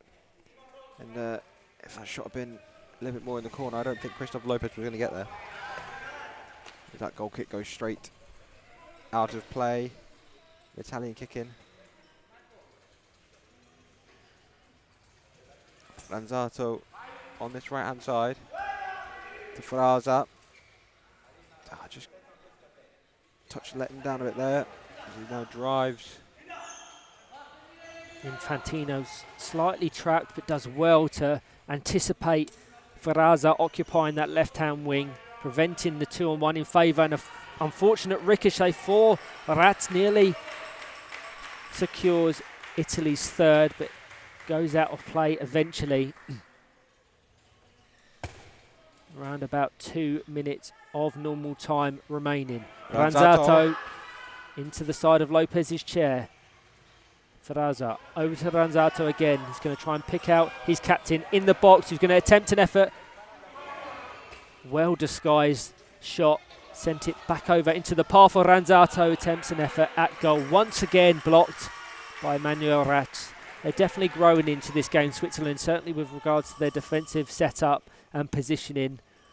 Far more comfortable to deal with the Italian attack as we approach the final minute and a half. For all of Italy's dominance in this first half, Switzerland have done well to just keep themselves in the game. Another smart save at the near post by Christoph Lopez. Obviously, for these corners, the way they're choosing to set up, that gap is there at the near post. Goalkeeper Mindru now for Italy, just pushing up, adding another option in there. The ball gets to the back post. Infantino quite put it over the line. Ranzato gets to Ferraza, and that ball again rolls across the line. Infantino surely. Infantino is not going to miss that one. Unfortunate to miss the first chance, but they maintained their pressure in front of goal. Eventually, there's little else Irini Infantino could do but guide it over for Italy's third in the final minute of this first half. Switzerland 0, Italy 3.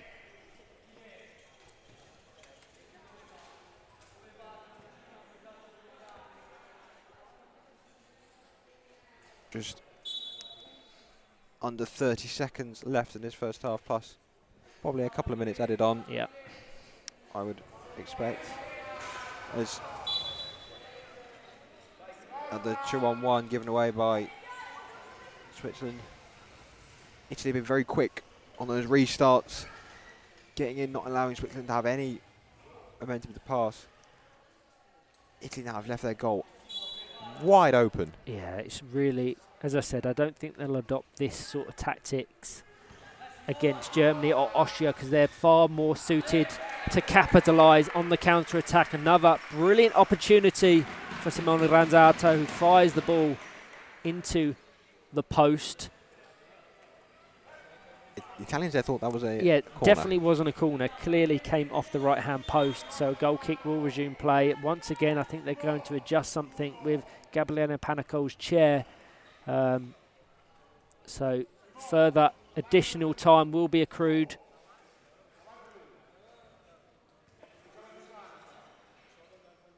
Switzerland, with no substitutions at their disposal, have to make these adjustments on the court. I think if it persists, they'll have to do this off the court, and the games will resume with Switzerland having 3 outfield players.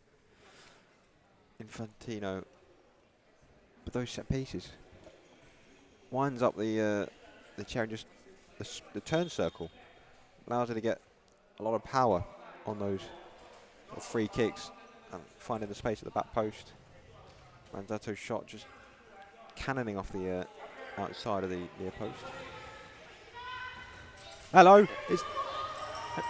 See, that is how Switzerland will register chances and potential goals in this game. If they can just generate that power in intercepting the attack of Italy.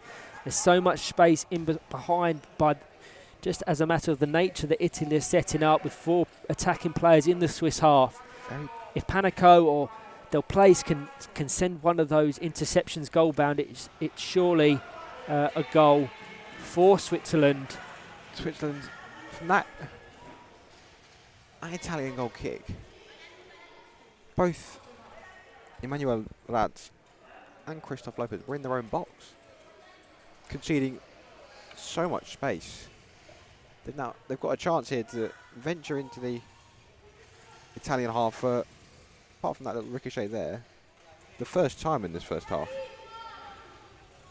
Can they, with what added time there is left, can they? Millie Bean has the whistle in her mouth, no doubt, ready to blow for half-time. We've had 2.5 minutes.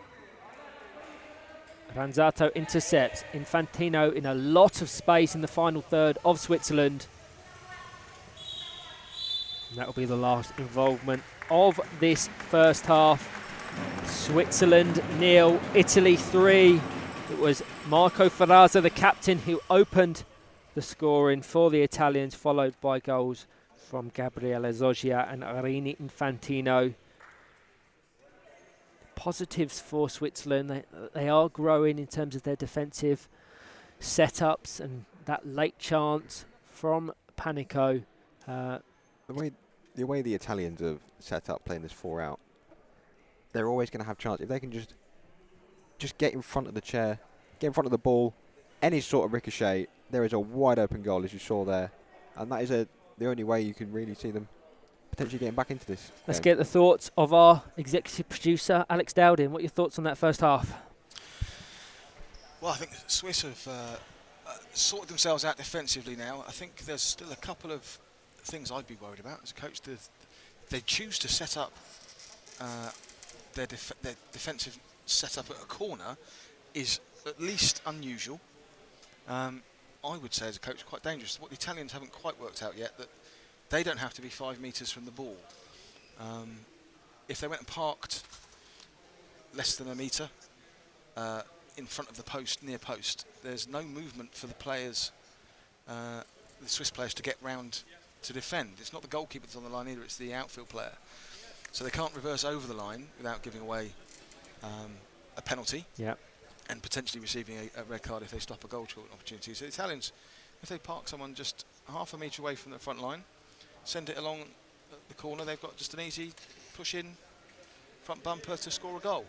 I think that would then change how Switzerland would defend. I don't think they'd let that happen twice, and might give the Italians more space at the corners, and they've won quite a few of those already. Yeah. What did you say? Potentially the way they're setting up, and the Italians the way they want to play 4 out. If you're going to have set up for the wall from a corner, have the goalkeeper the other side of the wall. That middle player just dummies it. All the space at the back post for either the goalkeeper to have a strike at goal, or just lay it off that back post where the other winger should be there for what should be a tap-in. There are spaces there for Italy. Just maybe a bit of rust. First game, don't play together that often. I think the last competitive games that I think all of these nations had was nearly 10 months ago. So you're going to have that kind of unfamiliarity, that rust, so to speak. So I'm sure we'll see all of our 4 nations growing into this tournament. As it progresses and concludes tomorrow, we should see some really good football. Be very interesting. Italy still have 3 unused substitutes at their disposal in Luca Macuri, in Donatella Soriano and Martina Latina. If they continue to grow that 3-0 score, no doubt they'll start to utilise all of their other players. I think from what we've seen already, the matches between Italy and Austria and Germany respectively are the ones that will be incredibly competitive. They were all so similarly matched when they last met each other, so can't really call the outcome of the EPFA 4 Nations 2023. I think on paper, certainly considering the recent form, you would have arguably said that Germany would be favourites, having finished 3rd in the EPFA Cup 2022 last year and being hosts. But Austria really put their stamp of authority on that earlier game and overcame the adversity of a 2-0 scoreline as they approached half-time. Some inspired substitutions and tactics brought them back into that game. So I think, if you're fair, Germany may be the hosts, and they made a large noise in that first game. But any team that plays Italy will feel like the away side. yeah. The atmosphere they've created with the large drum they have and the milk cartons they're banging like Germany were this morning. Such an impressive noise. Yeah, so the score you're seeing on screens at halftime is incorrect. We're just working to correct that. As you can see now, it is Switzerland 0, Italy 3 as we approach the second half. If you're the Swiss coach, right? Yep. What are you saying? It's an interesting one. The fact that they only have 4 players limits the options that they have in terms of their tactics. I think in terms of their setup, certainly when they're on the defensive side of their game, they're doing well. They're growing into this game. Their defensive setup improved throughout that first half. It's interesting. You just need to try and capitalise on the counter attacks, as we've observed clearly. Italy are playing that very risky 4-out system. Yeah, any chance that Switzerland have, you think is going to come from potentially blocking an Italy pass with that gap they have at the back with playing their goalkeeper up? Obviously, as a goalkeeper myself, I know one thing you've got to be careful when playing 4-out is to not get gated with your middleman. A lot of the chances that Italy had in that first half was a result of their positional play and giving away almost sloppy 2-on-1s, and a 3 in the box. If they can limit that, hopefully they can limit the chances of Italy. When I say gated, I mean not being in a straight line. You don't want a straight line running between yourself and your middleman, because that allows anything through the middle you can't cover. If you're, shall we hear from a referee's perspective, Ryan?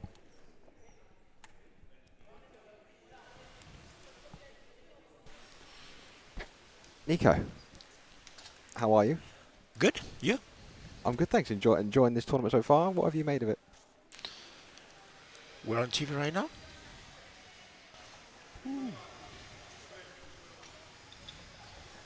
I'll take it that you're enjoying it, Nico. Yeah, we enjoy. We're all happy to be here.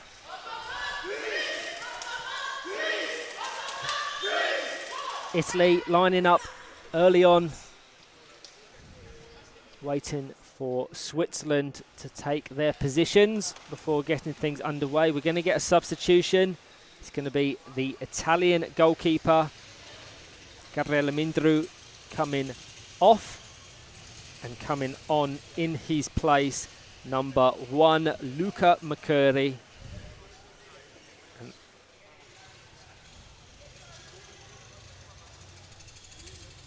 You'll get confirmation as we kick things off for the second half.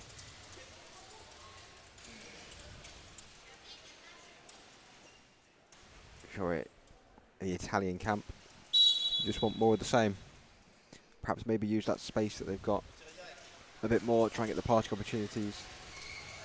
Try and spread that Swiss defence around,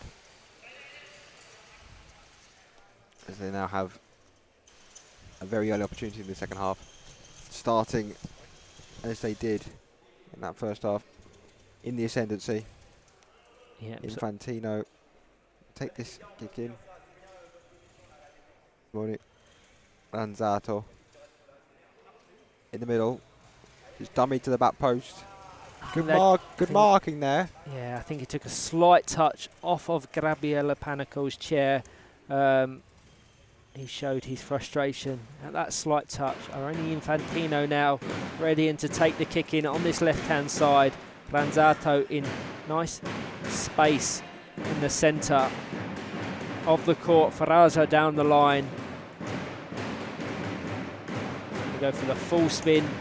Fired well into the box. Ranzato, I think it was a crucial touch from Emmanuel Ratz just to take it away from the direct path of Ranzato on the right. But picking up where they left off, Italy immediately pressuring the Switzerland defence.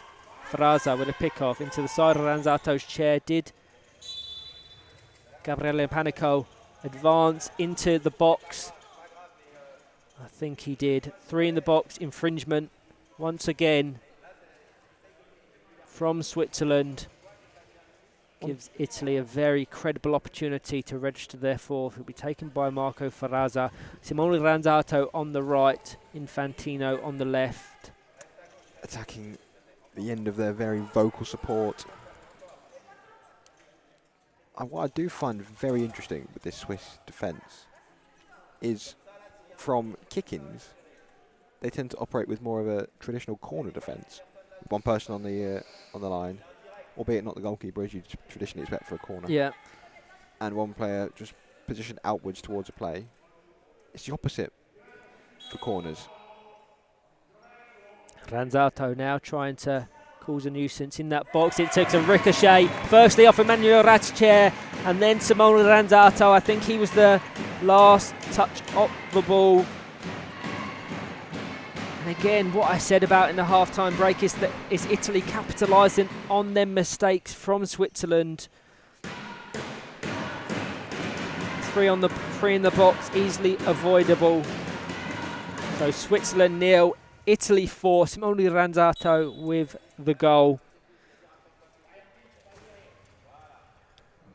in the first 3 minutes of this second half. Panico tries to guide it towards Del Place on the left-hand side. Infantino flicks it into the box. 2 Italian players advancing onto that ball. Ferrazza drops off sensibly. Lets it run across his chair, and a fantastic finish from the Italian captain. Arguably the goal of the competition thus far. Really, really well worked from the Italians. And in 23.5 minutes, it's Switzerland 0, Italy 5. Switzerland bringing their wingers in because the Italians are trying to just get to their kickoffs very first. Get to their kickoffs first.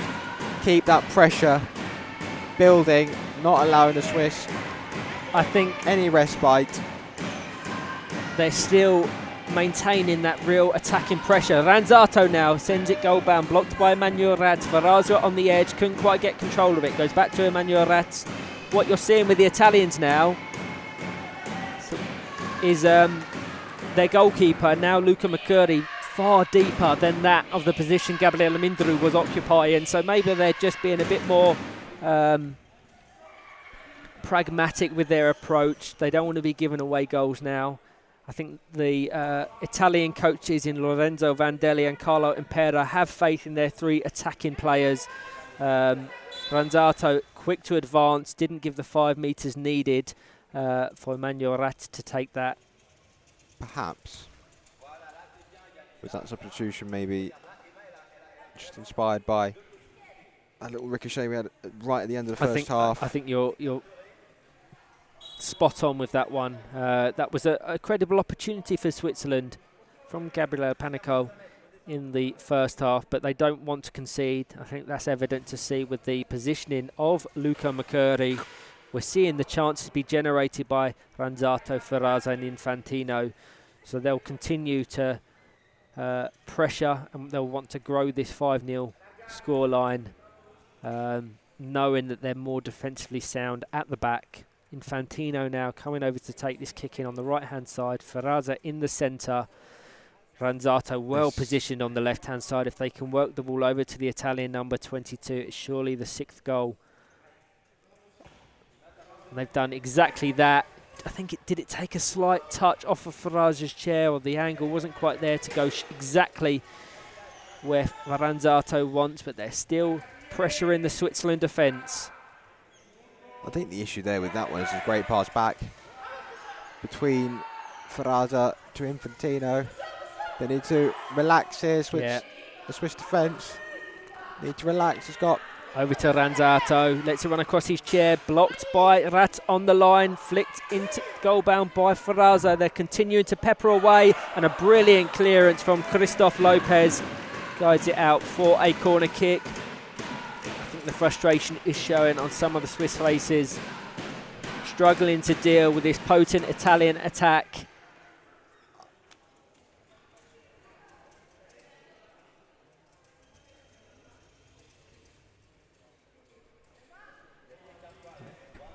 Infantino on the right-hand side.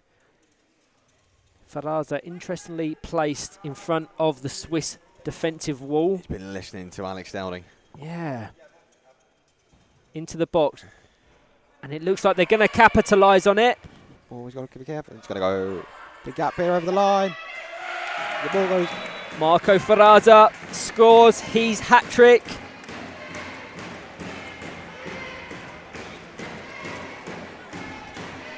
Switzerland 0, Italy 6. A play drawn up from the mind of Alex Dowding. Yeah, the way that the Swiss set up at them corner kicks, it's easy for Italy to place themselves accordingly to best capitalise on the space allowed by the two defensive players of Switzerland. They did exactly that in that instance to register their 6th of the game. This is when Switzerland need to build, just try and limit Italy from advancing. But with that kind of static goalkeeper in Luca McCurdy, it will be far more difficult than it would have been in the first half. Emmanuel Ratz into Panico, and a chance here for Irene Infantino to guide it into the goal. Lopez well positioned, but Infantino couldn't get control of that fast moving ball. Substitution for Italy. Number 22, Simone Oranzato comes off. Martina Latina comes on. You'll get confirmation of that on your screens. What I it's the awareness of spacings that is letting the Swiss down at the minute. Because right now we've got the goalkeeper Emmanuel Ratz pushed right up, and with that interception by Fraser, Ratz has to race back. The 2-on-1 there because Ratz was outside the box. Like I said, if you've got the two players who aren't wearing the goalie shirt as the deepest two, you're asking for trouble really if it breaks back towards your goal. Yeah, another 2-on-1 awarded in favour of Italy. Infantino readying her chair to score. She's got Martina Latina trying to position herself between Emmanuel Ratz and Christoph Lopez. Ferraza on the left, fired over to the Italian captain and generating some great power between the number 18 and number 10, but blocked by Ratz, and then a ricochet off of Ferraza's chair goes out for a Switzerland goal kick. I do wonder, had that ball found its way across the goal line, whether it would have been ruled out for a 2-on-1, because Martina Latina had not moved out the way of the middle of the goal and was within 3 metres of her captain, Marco Ferraza.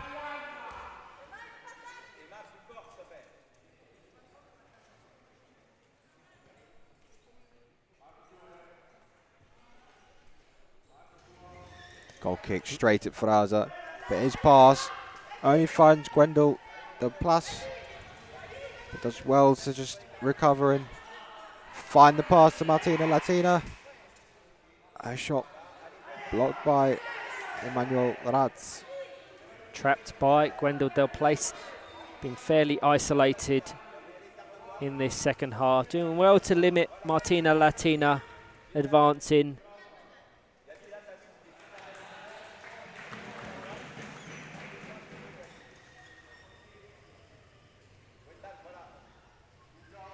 Infantino to take. Martina Latina down to her left. Ferraza in the centre. Just limited by Gwendal Del Plas. Great pass from Infantino. She really can generate some fantastic power from them dead balls. It's the chair control for me. She got almost an inch away from that ball. Obviously, if she touched it, the play would continue. Got as close as she possibly could to that ball without hitting it, just to give herself enough room to wind up. And she's straight on this. Takes a little deflection off Ratz. Lopez Clears it only as far as Ferraza. Almost a 2-on-1 in favour of Switzerland, but referee Millie Bean allows play to continue. Martina Latina obviously vacating the space quick enough for play to continue. 8 minutes remaining. Switzerland 0, Italy 6.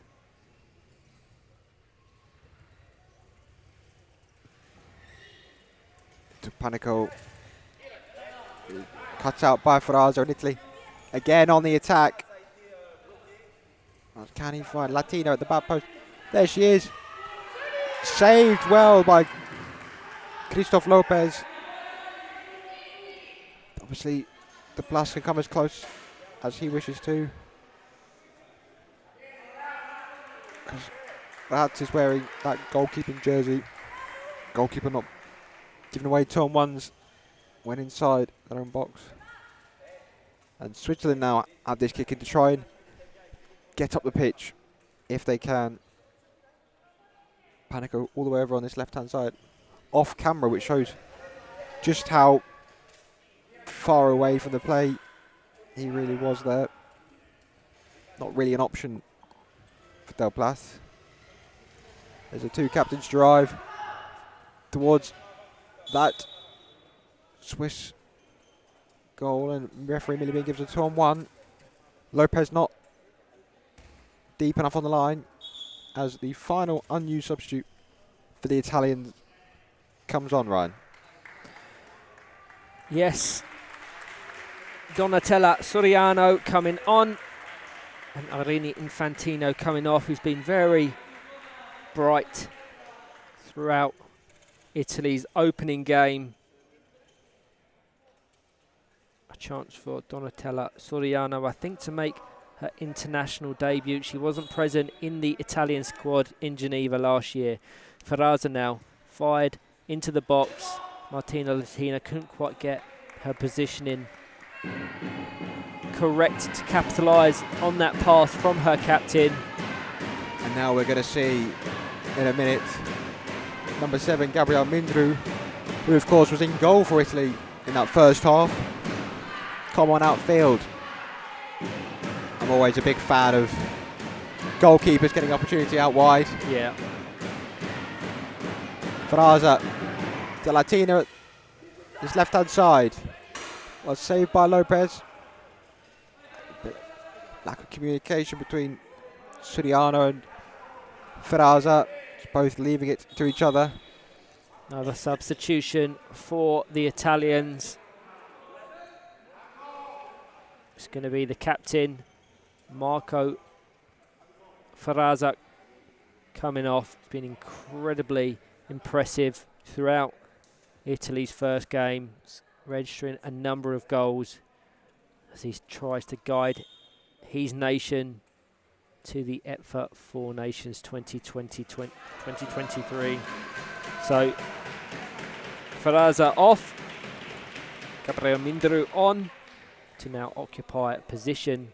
And looks like on the right hand side. It'll be interesting to see who they opt to choose in the centre. Once again, Panico getting an adjustment with his chair. That captain's armband as well, Mindru. I think Mindru's going to play in the middle. Ferraza gone over to take that set piece. Just like for like there. They'll stick with Suriano and Latina on the wings. It's the third adjustment that Panico has needed throughout this game. We're going to need to, speaking of adjustments, this Italian side need to make an adjustment, because I think this ball is going to struggle to get to Latina at the back post. Soriano, I think, trying to return the pass to Mindru on the right. Couldn't quite get the accuracy. Goes out for a goal kick. In the final 4.5 minutes, plus any additional time. Next up, Germany take on Switzerland at 2:30. Mindru not quite making a connection with that oncoming ball, but having been a Switzerland pass. Is that Luca Mercuri's first touch of the ball in the second half of this game on? Very possibly.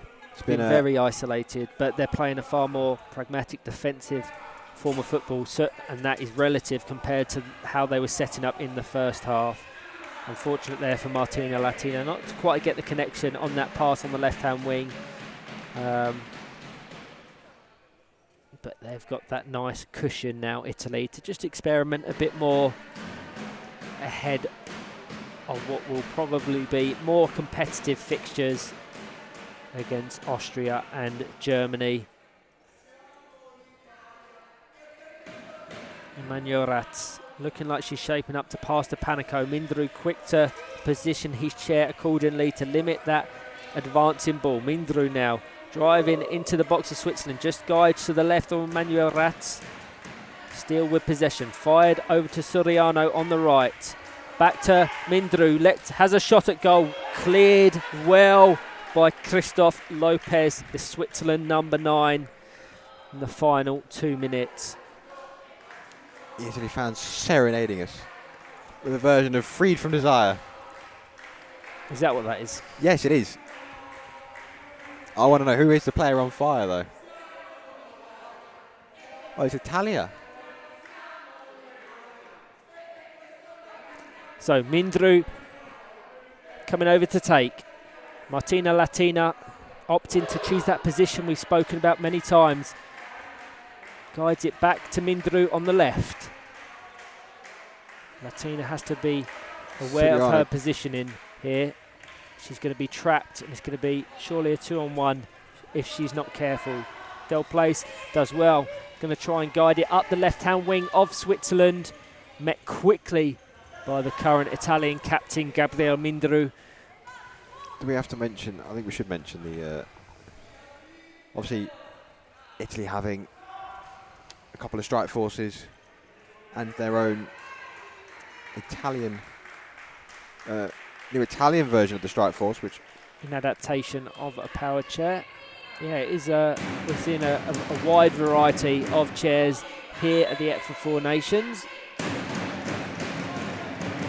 Great support from the Italian contingent in the final minute of this game. This will see them go straight to the top of the leaderboard on 3 points. Germany and Austria sharing the spoils earlier with a point each in the standings. Switzerland will have nothing from their opening game.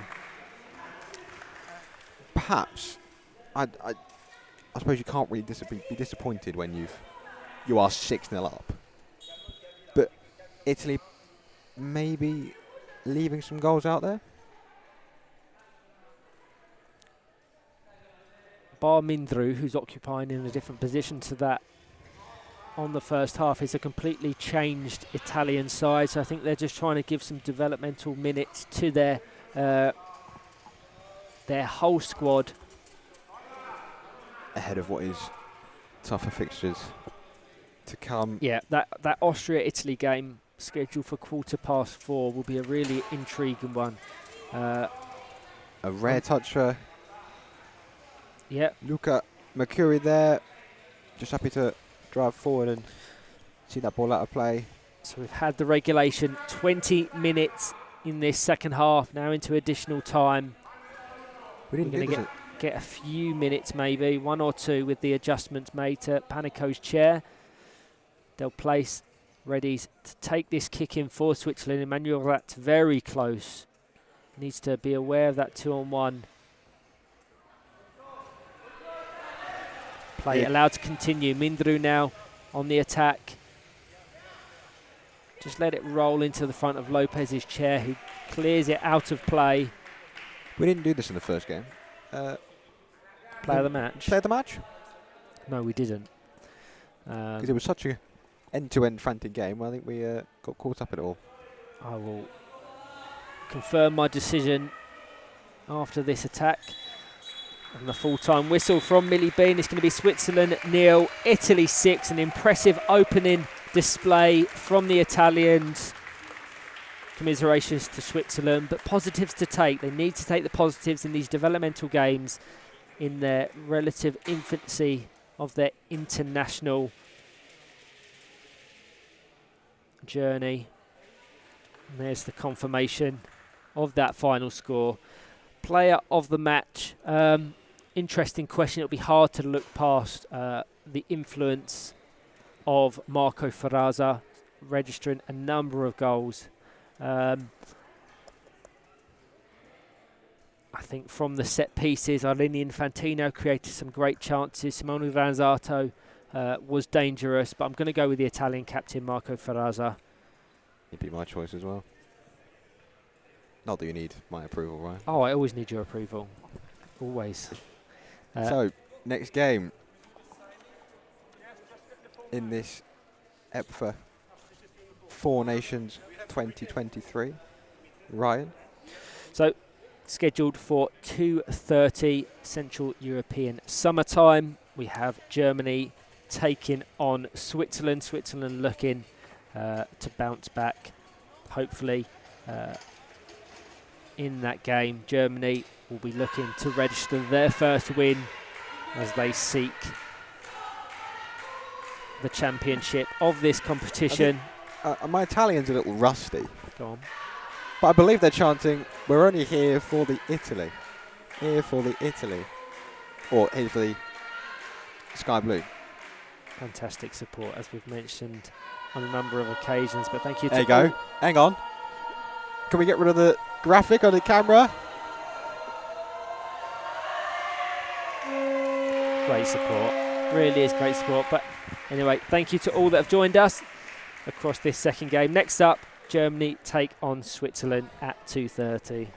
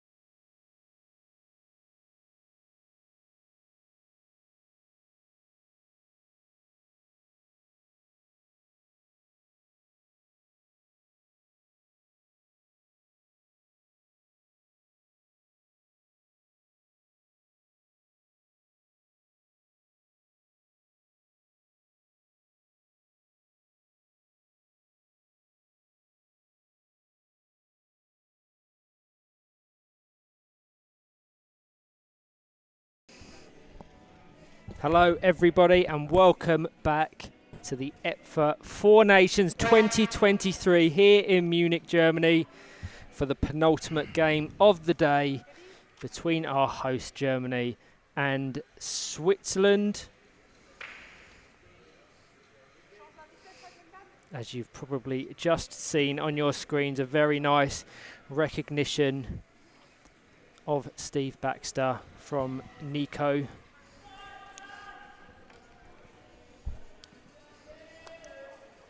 Once again, delighted to be joined on commentary by Greg Baxter. How's your lunch? Very nice, actually. For someone who's a very picky eater, it was lovely. I'd just like to thank Nico and everyone at EPFA for that lovely tribute to my dad.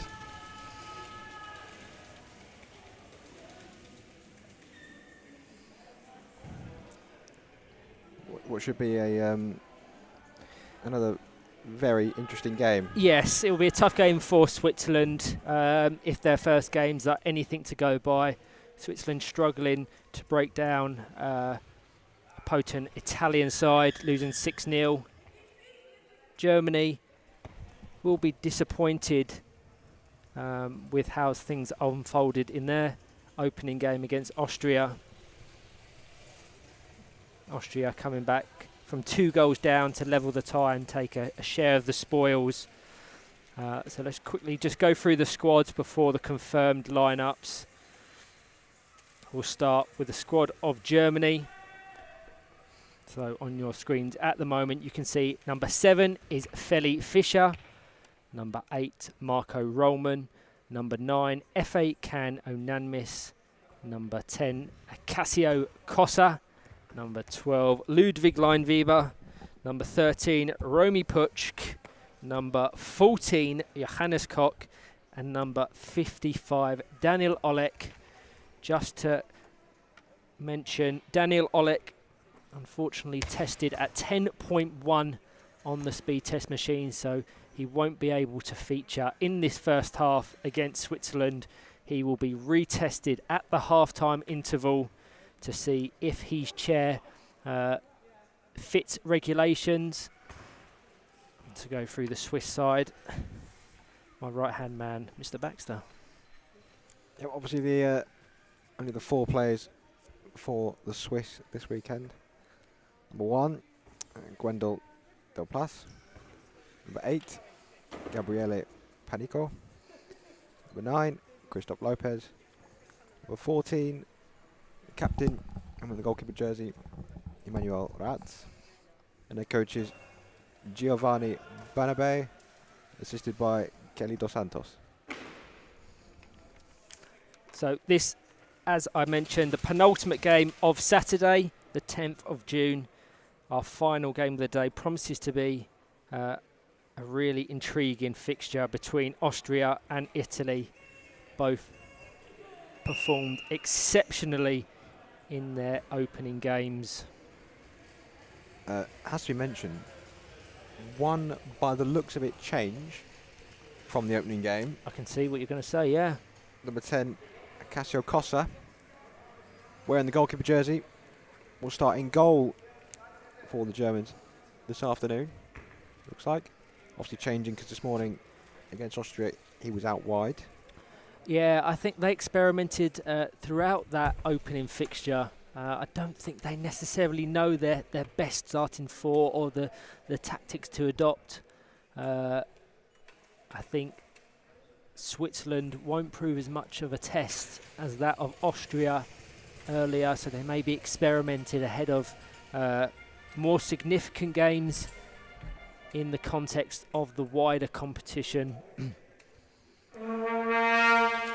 So we're running slightly behind for this kickoff, but we'll be set to kick off imminently. The chant from the Germans hasn't gone quite off the plan there.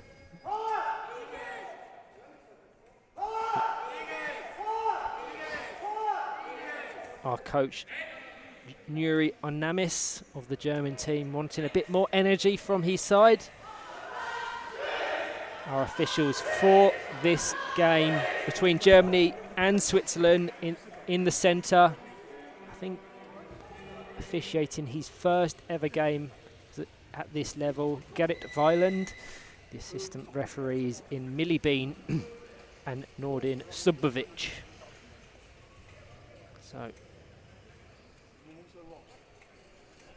Ludwig Leinweber, the yeah, now they've set up, we can go through the exact team lineups upon our referee blowing his whistle.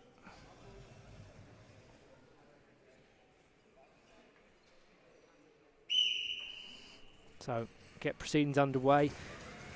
Immediate interception from Leinweber and an immediate 2-on-1 awarded in favour of Germany. Just trying to pick up on the signals of the referee. Germany, it's going to, I think he needs to signify to the team. I don't think anyone really knows whose it is.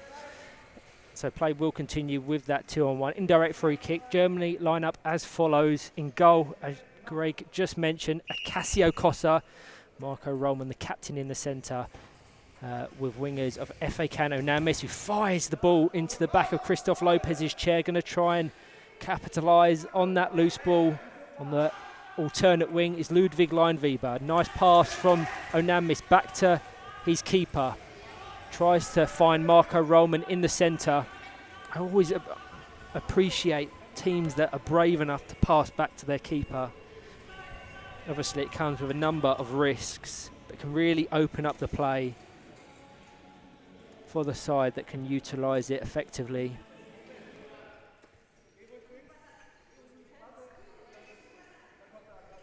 Gwendal Del Place. The shot sent goal bound by Marco Roman, and a really well worked opportunity. Marco Roman picked out Ludwig Leinweber on the left hand wing with an effective pick off across the face of goal to EPFA Onamis, who registers his third goal of the tournament. Right, you saw there the kick in from Gwendal Del Place was not towards his goalkeeper Emmanuel Ratz, and Marco Roman did well to intercept it, punch it down to Ludwig Leinweber on that post, who unselfishly squares it for EPFA Onamis. The accuracy, brilliant splitting pass by Marco Roman once again guides his country up the field of play. I was literally going to mention at that second how effective Marco Roman has been at finding the space and his teammates on the alternate wings. 2-on-1 awarded in favour of Germany. I think Christoph Lopez just came out of his box. I think, watching this, yeah, I think yes, it is to Switzerland. Referee stumbles over EPFA Onamis. I think play will just stop. Yeah, originally the referee gave it in favour of Germany, but linesman Millie Bean was the one that flagged for it. Was adamant that it was a German infraction.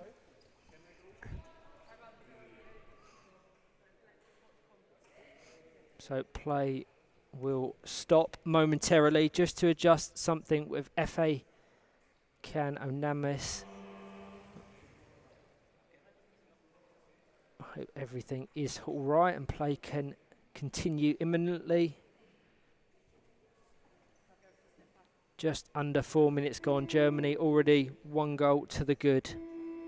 That man in question, EPFA Onamis, the single goal scorer.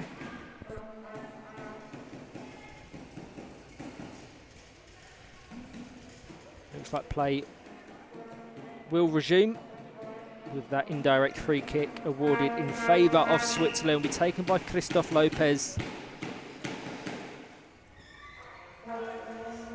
Straight to Marco Roman.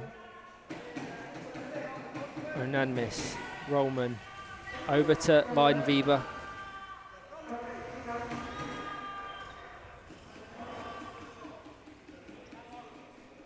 goal difference could play a significant factor with only 4 games, each country playing 3 games each, so no doubt Germany will want to register a number on the board before the conclusion of their final game of the day.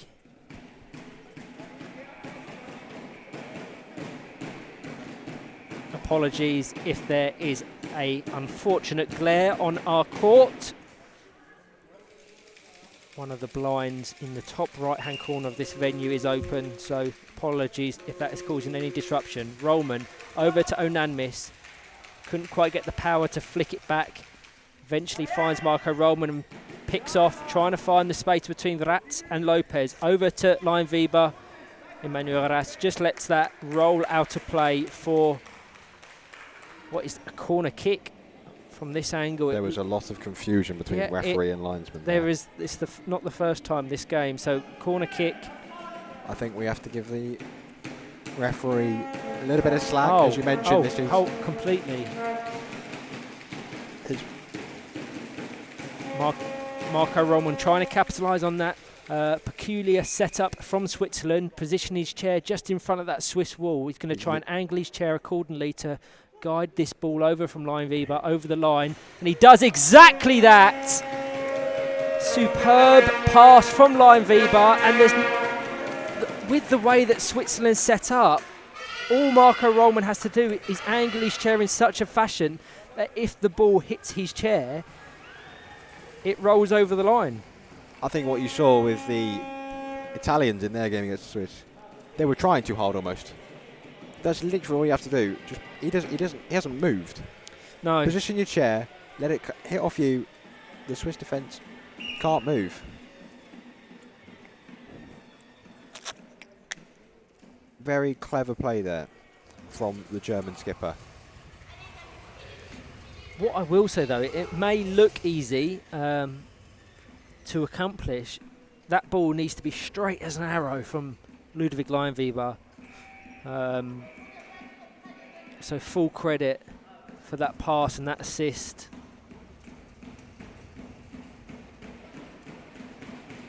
Marco Rollman, probably the deepest Germany have been in the first 7 minutes or so. It's certainly the right idea and good play from Manuel Ratz. Just caught miscommunication with Gwendal, who's backing off. I think she wanted him to receive possession of that ball. Leinweber back to Rollman. Good passing work from Germany. FA Cano now miss with an attempt over to Leinweber. Manuel Ratz has to clear it off the line. Lopez now. Rollman comes into the box and fires it into the goal from Ludwig Leinweber. It's Germany 3, Switzerland 0. They've registered 3 goals in the first 7.5 minutes.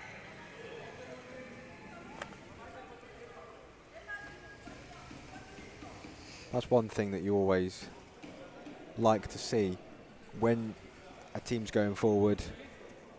Much more discipline from the wingers, staying high. They know they've got the space. They don't have to worry too much about defending. No. They've got the free rein to trust Acacio Costa, who hasn't touched the ball, I don't think, in this game so far. No. And Marco Rollman, their skipper, to find them with the ball. No, it's not necessarily a tactic they could adopt against an Italy or an Austria, but really effective, short, snappy passing sees them 3 goals to the good after 8.5 minutes. Acacio Costa with a rare touch from this set piece.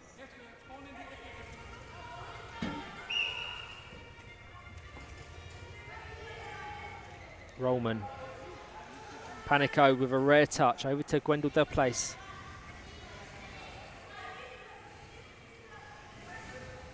Rollman advancing all the way up that right-hand wing. Flicks it back to Leinweber, who's going to try and find FA Cano Namis at the back post.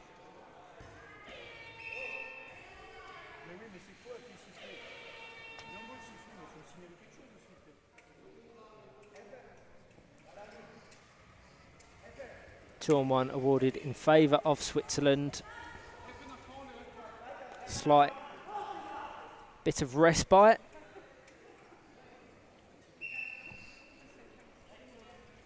Just look how wide the German wingers are.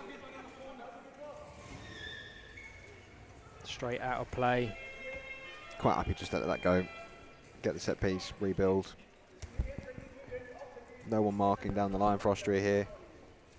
Ludwig Leinweber has all the time in the world. Yep, so I do apologise. Not Austria, clearly. I don't know what I'm talking about. So goal kick The for Switzerland. The Swiss get away with it. Looks like Lopez is going to take this one. Different to their normal approach. Panico very deep. Risky setup here. Roman straight away putting pressure on the Switzerland captain. This is something I mentioned in the first game with Lopez taking any sort of restart and having that up. He leaves you very stranded if it goes wrong. Yeah. With having two players who neither one not having the goalkeeping jersey on. He's very stranded with no real defensive options while Rath has to get back. The risk of a 2-on-1 is very high, and if it's seen as deliberate, that is a yellow card. Marco Roman coming over to take. FA Can Onanmis in support as his nearest option. Fires it into the box. Ludwig Leinweber well blocked by Emmanuel Ratz. Let's bring Alex in to talk about the game from his perspective. Certainly watching from the camera view, you can see how disciplined the German players are in terms of their wide play. There's a moment when Marco Roman also went down the right-hand wing, and both Onanmis and Ludwig Leinweber were very quick to rotate and organised, get themselves back set as a triangle shape. And now they're being a bit more adventurous and bringing Kossa up from goal. Wow, I noticed that. He was blocked at the time. Sorry, Ryan. One thing you have to notice is the Swiss have changed their tactic from corners. I think that was. Believe after the Marco Roman goal earlier, the Swiss did receive some instructions from the coach to say, "Look, don't set up like that anymore. It's too easy for them to get in." We did talk about that in the first Swiss game. I think if they got caught once or twice, they would stop leaving that opportunity. it's good to see them adapting and changing their approach. So Roman readies himself to take this set piece. Over to Kossa. Blocked by Panico. Over to Del Place.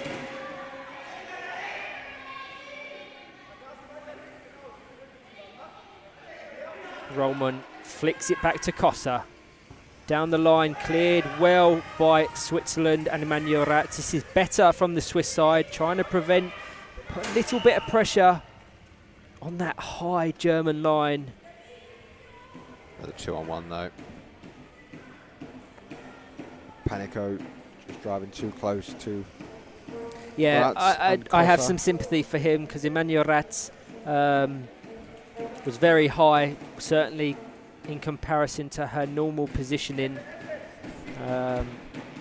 So Roman to take.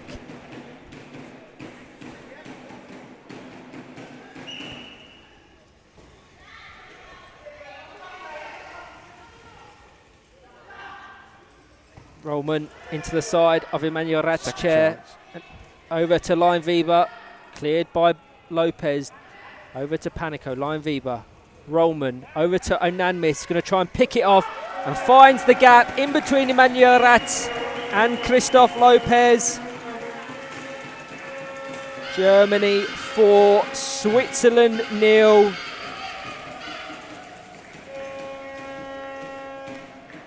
Good patience. Wound up for the first shot, came straight back to him. Tried again, didn't quite connect with it, but it found its way through.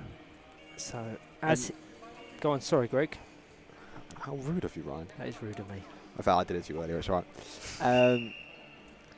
And yeah, an easy front bumper, just to split the defence of Ratz and Lopez.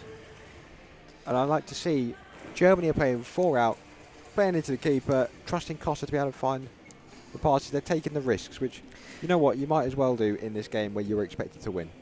Completely. And an observation from Alex has observed that Switzerland have adapted their approach. Their wingers in Gabriel Panico and Gwendal Del Place, they're a lot deeper, so they're trying to prevent them options to them wide wingers in Ludwig Leinweber and F.A. Kano Nanmis, but the clinical passing of Rollman really dictating the tempo, and if they can break that press, Germany are really picking their shots and passes to capitalise on the holes in the Swiss defence, as he did in the first game. F.A. Can Onanamis has registered 2 goals, so seeking his hat-trick. He was brought off at the half-time interval in the first game, so no doubt he'll want to register it prior to the half-time break. He has possession now on the right-hand wing, flicks it across the box, over to Ludwig Leinweber. Blocked by Emmanuel Ratz. Onanamis fired, very square ball, too deep for Ludwig Leinweber to take possession. It goes out for a Switzerland kick-in. Go back to that that Germany goal kick. Yep. Switzerland decided to just leave 2 players up, marking either wing, and one of those players was the goalkeeper. They had 2 players back on the edge of the box. Yep. Neither one was a goalkeeper, which strikes me as rather odd, given I've explained the issues with 2-on-1s and. That's a lovely ball. This is my point exactly. This is what happens when you leave the 2 players back who don't have the goalkeeper jersey. No. They cannot go in the box. I know. Fantastic, well-timed pass from F.A. Kano Nanmis. Let the ball run across the face of his chair, rotated full 180 to guide it across the box. Leinweber not quite there to capitalise, but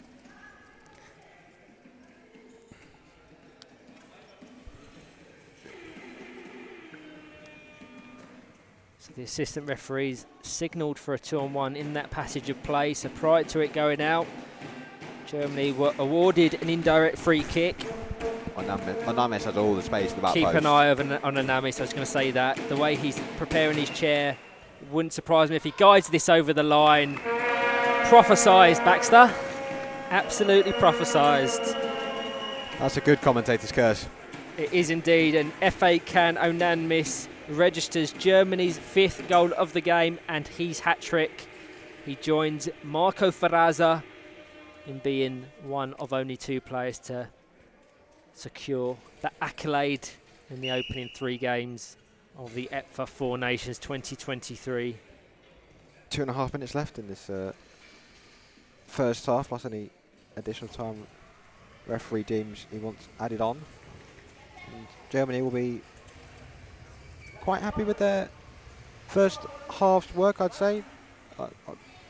I think they're playing the positive way of football. They're getting the gaps, they're getting the spaces. Why it may not be, the siren goes off from the fans. It may not be as clinical as they maybe hope. And that's something they need to focus on. Don't get complacent just because you've got that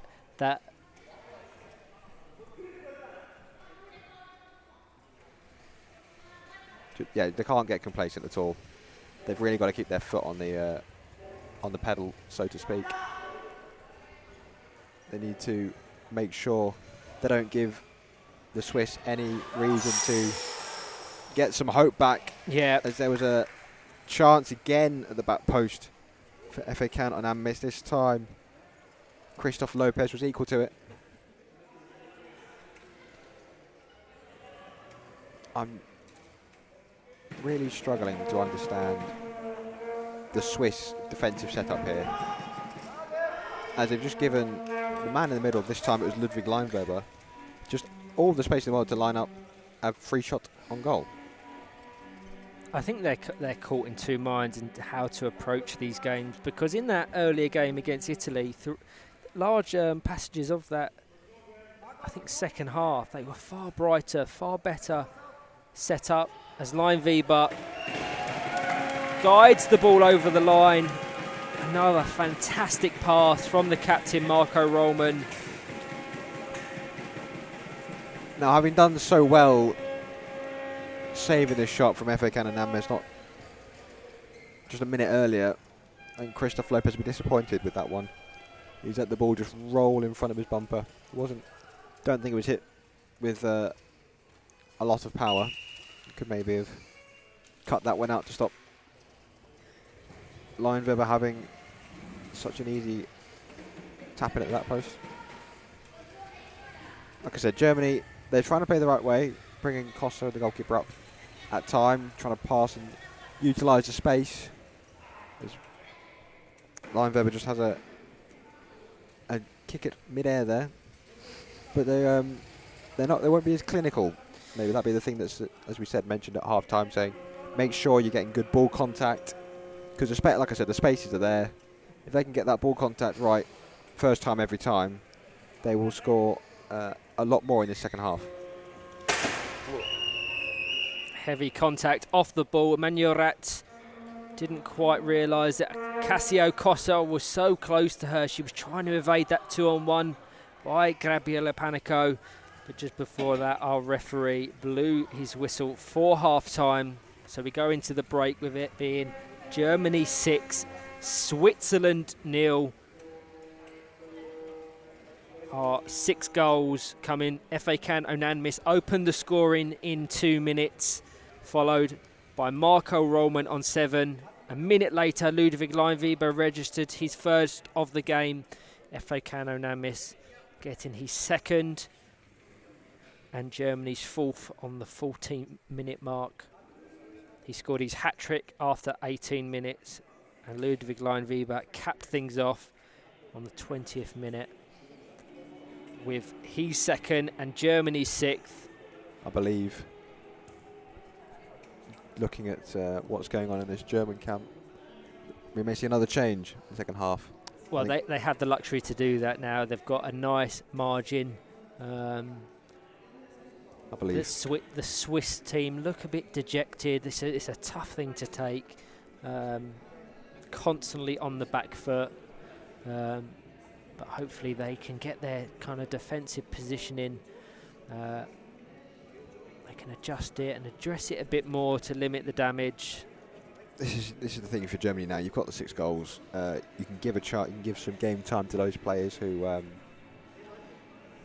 maybe didn't receive game time in their first game, such as 55 Daniel Olek, who will hope that his chairers will pass the speed test this time. Exactly that. I think he's going to get his chair tested now to see if he falls under that 10 kilometres an hour I believe limit. In the second half, Felicitas Fischer has put on the goalkeeper jersey and may make an appearance. Like I said, you got the 6 goals up. Get the game time to those players who are maybe on the outside of the squad. Absolutely. So join myself and Greg for the second half shortly.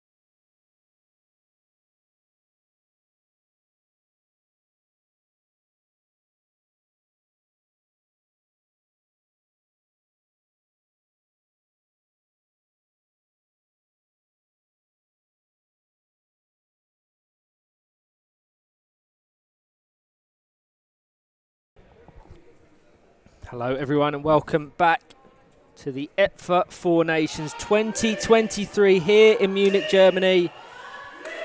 We'll shortly have the second half of our penultimate game of the day between Germany and Switzerland. As you can see on your screens, Germany have a healthy lead, having registered 6 goals in that first half.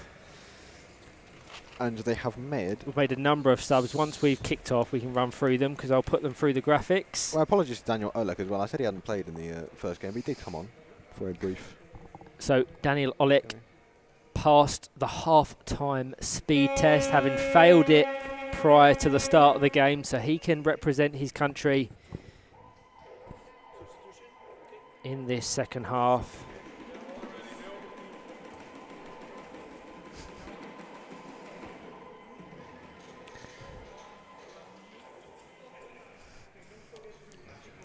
Germany have an interesting soundboard, generating a number of interesting...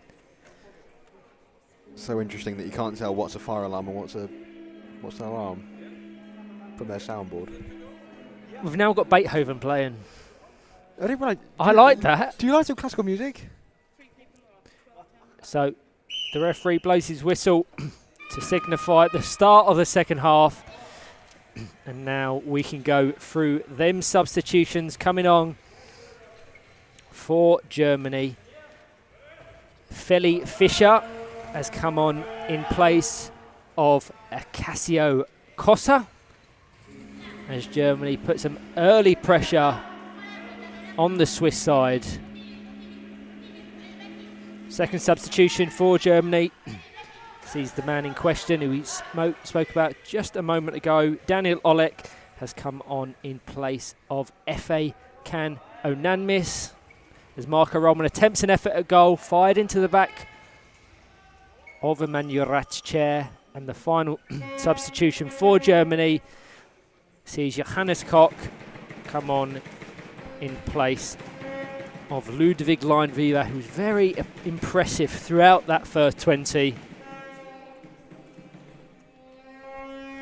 So Daniel Olek to take, fired across the box. Johannes Koch at the back post, back into the box, cleared by Lopez. Roman on the edge, flicks it, cleared initially by Emmanuel Ratz. Olek to Roman, controlled with the front of his chair. He's going to flick it over back to the number 55, Daniel Olek, into the side of Christoph Lopez's chair. Good pressure from the Germans early in this second half. Corner kick. Interesting to see how they line up. Definitely changed their approach. Interestingly, from the kick-in we just had, Switzerland left a large gap at the near post that if they continue that going forward, wants to be a bit cheeky and try an effort and catch them out, I think there could be an opportunity to score that near post from kick-ins. It's better defensive work from Switzerland there. Much better positioning from the initial corner kick and adjusted accordingly after Johannes Koch attempted an effort at goal.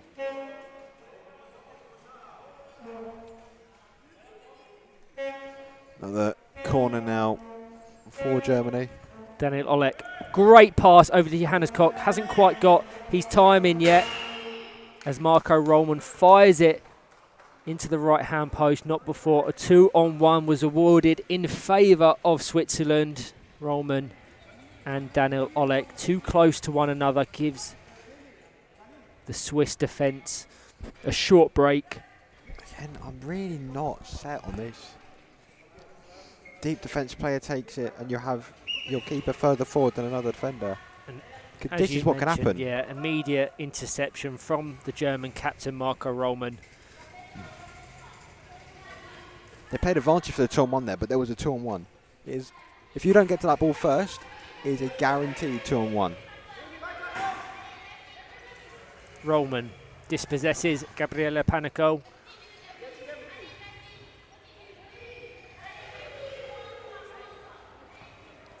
inside. Can Oleg looking for the pick-off, didn't quite get there in time. Blocked well by Emmanuel Ratz. He's going to try and break for Switzerland now. Rollman just flicks it to his advantage. the goalkeeper, Felicitas Fischer's come all the way up here onto this wing. That was smart movement from Daniel Oleg there, because he recognised that Roman couldn't see behind him, wasn't aware that his goalkeeper pushed all the way up to this right-hand wing, and he knew that if that ball came in, there was a chance for the Swiss to drive through clean on goal. Very smart, as that goes into the far corner. Yeah, great, well-worked opportunity. As you said, kind of spearheaded by Daniel Olek. Sensible play. Eventually being guided over the line by the captain, Marco Rollman. Germany 7, Switzerland 0. Marco Rollman's second goal of the game. And as I said, that all came Oleg picking up the space, recognising the danger, picked the ball up, drove it all the way down to the right-hand corner, flicked it back, and Roman had the easy tap-in, well placed, easy tap-in for the goal. Feli Fischer, great pass to Marco Rollman. If they can generate a chance here, be one of the best team goals of the day thus far. Lopez restricts the chance. Rollman on the edge, blocked well by Gwendal Del Place. Has to be careful of his positioning. Very close to the edge of the box. Johannes Koch with another attempt at goal. Rollman on the edge of the box. Back to Johannes Koch, and an unfortunate own goal there from Emmanuel Ratz. Little she could do to prevent the goal going over the line. Yeah, you see that there, good patient play from the Germans, moving that ball around, inviting Emmanuel Ratz just to take a step forward a little bit to the edge of the box. One ball back to Johannes Koch, and the gap in between Christoph Lopez and his goalkeeper meant that when Emmanuel Ratz was coming back, any touch from that ball in behind it was going to go in as an own goal, and that's exactly what happened. As Germany now have this kick in, looking to put on as large a score as they can, boost that goal difference ahead of, because that could be very crucial come the end of the Johannes Koch. day tomorrow. A great assist there. It went from Rollman to Johannes Koch, eventually being guided over the line by Daniel Olek, who registers his first goal of the game and competition respectively. Germany 9, Switzerland 0. Great little pass and move there. Really was good team goal. An unselfish play from Johannes Koch, could have had the shot. Set up Daniel Olek, who's good awareness, driving in, front bumper. We haven't got Alex to comment because he's currently doing photography. But Alex has spent a bit of time with the German national side, certainly within the early years of their development, and was very complimentary of Daniel Olek. I think he's not long acquired a strike force, but he's complemented his game understanding. That touch there was really nice. No one in the centre to meet it. But yeah, he said his football brain is what is his most impressive trait. As he finds Johannes Koch on the left-hand side, couldn't quite generate the chance again. Struggled to find his accuracy in this second half, Johannes Koch. Germany ball. That chance there came from taking the set piece quick. You know, Switzerland taking their time to get set up. And again, see, look, down the line, no one marking down the line. And as Koch just not unable to really do anything with that pass with Marco Rollman just mops up a little bit and can now try and drive past Gabriele Panico What finds Daniel Olek in this far corner. There's some space there. Marco Roman drives into it. Well saved by Lopez. Lines up the 180. Brilliant finish. really well worked goal. Roman took his time in the middle, mopped up the danger, rolled the ball down the line to Daniel Olek, and then didn't sit and admire the pass. He was alert, moved into that space in the middle because he knew that if Daniel Olek could find him, he would have a chance at goal. And when his first attempt was blocked, he showed good adjustment, 180 his chair, buried it in the corner. No, massively, and that's his hat-trick. So he joins FA Can Onanmis, his teammate, and Marco Ferraza.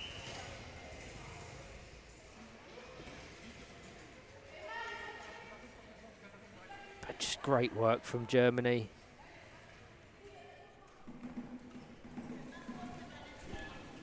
Another opportunity here. Johannes Koch on that far side is completely unmarked. And the way that Switzerland is setting up, they've got every single defender in this. Oh.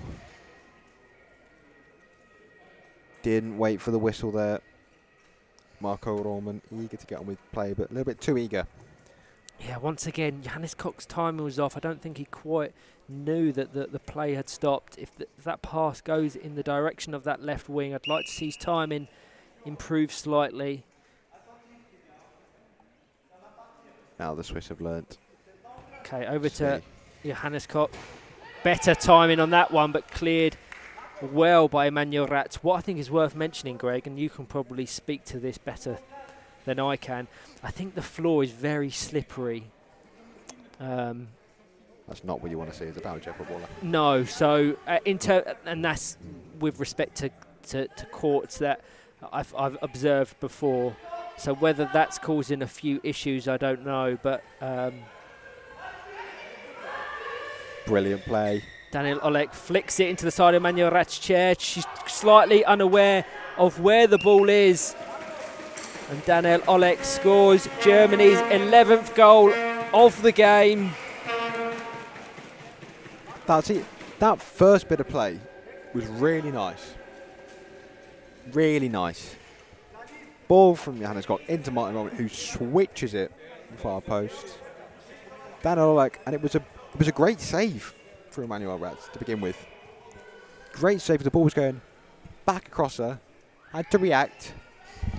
Kept out the ball, but just they couldn't get themselves sorted to deal with the rebound.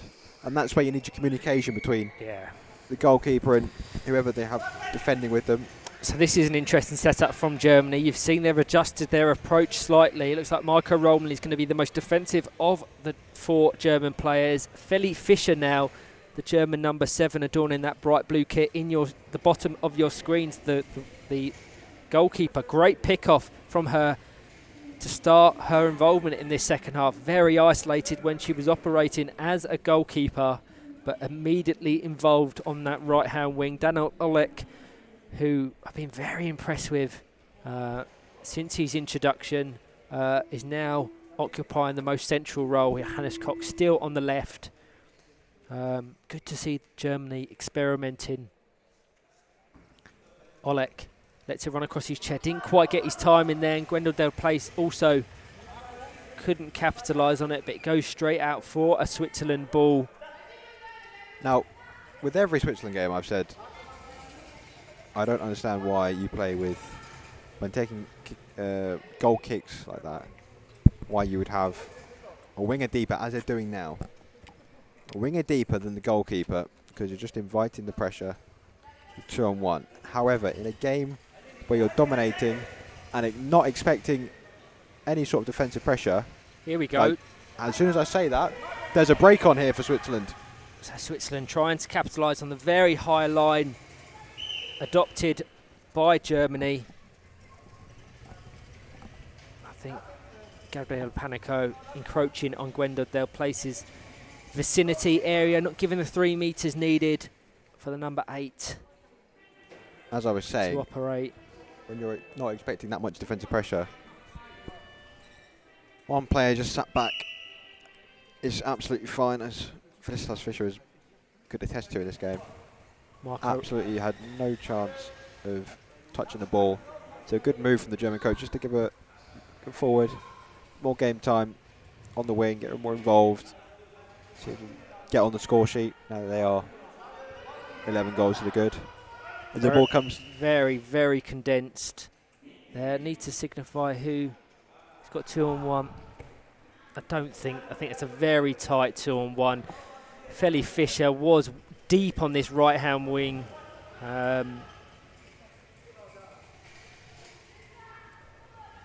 is it the winger? Is it the other winger? No, he signified Feli Fischer. Daniel Olek with an immediate interception, sending the shot goal bound, but cleared well by Lopez. Yeah, give Christoph Lopez credit there. He'd swung all the way. His adjustment, had to swing all the way back. Great clearance.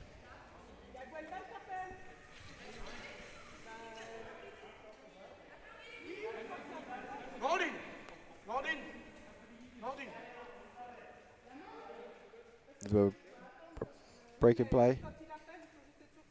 Something wrong with Gwenda Del Place just getting his chair, his hand repositioned on his chair. Now again, see, this is the issue with the way that the Swiss decided to set up here. Christoph Lopez isn't going to push forward. He's just going to allow Olek to have a free shot at goal, and that is what will happen. If you give someone, as we've seen with the skill of Daniel Olek, the time and place to line up their strike, they will bury it 9 times out of 10. And huge credit to Daniel Olek. Missed the first half through a failed speed test, was introduced at the half-time break and has now registered a hat-trick within 9 minutes. So full credit to him on that achievement. A really bright, upcoming player for the German national side. Germany 12, Switzerland 0.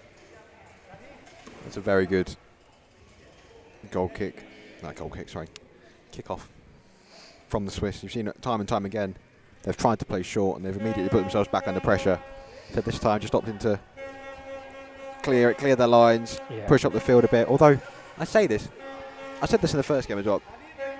The kick-in is all the way in the German defensive third, almost as a corner. And Switzerland have 2 players sat on the edge of their own box. 3-on-2 now, outnumbering the Swiss defence. Great front bumper from Feli Fischer.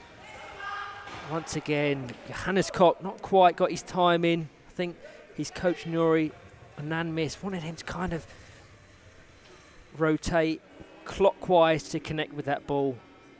But it goes out for a Switzerland goal kick as the train horn fogs away. I don't know where the sound machine is coming from or who has got access to it. I wouldn't mind Beethoven again. I didn't realise you were a classical music. I am a classical music. I do like a bit of classical music. That's what got me through university. Is it? Moonlight Sonata, 5th movement. You're speaking a foreign language to me now, mate. It's cultural. Yeah, I'm going to need culture, mate. I've done all my culture the last few days. So, just under 3 minutes remaining. Germany 12, Switzerland 0 as Johannes Koch prepares himself to take this corner kick. Will we see a repeat? Once again, they're positioning in such a fashion that if Johannes Koch can find Daniel Olek on the centre,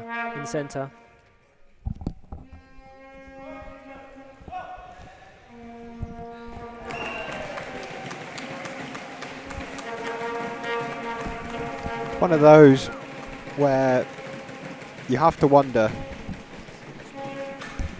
I wasn't listening. You have to wonder, as Ryan... Who scored? Clearly paying attention, Ryan. I was talking to Nico. I mentioned, would it be a repeat? Was it a repeat? Corner. It was a repeat. Christoph Lopez driving across the pitch to try and block the shot, which he thought was going into this far corner. The 180 went straight down the middle, split the defences. Gabriele Panico drives into Daniel Koch and gives away the free kick. So you know what they say? The definition of insanity is doing the same thing over and over again, expecting different results. That can certainly be said about this Indeed, and Swiss defence. as we approach the final minute, Germany currently lead by 13-0. Johannes Koch sends it goal bound, cleared for another corner from Emmanuel Ratz. Daniel Olek currently on 4 goals. Swiss. Can the Swiss make it third time lucky and defend this corner? You do have to be... What are you doing if you're the Swiss coach here? How are you instructing them to set up, knowing their strengths and more importantly their limitations? Well, I mean, immediately, Christoph Lopez has got to drive forward. Yeah. Because this ball, it's not like the corner from Johannes Koch is being hit with a lot of pace. It is dribbling a lot across the box. And he needs to come out and immediately claim that box, drive forward, get the punch down the court, get him on counter-attack. If you want, at least make it difficult and bring one of your wingers either side. Bring your winger closer.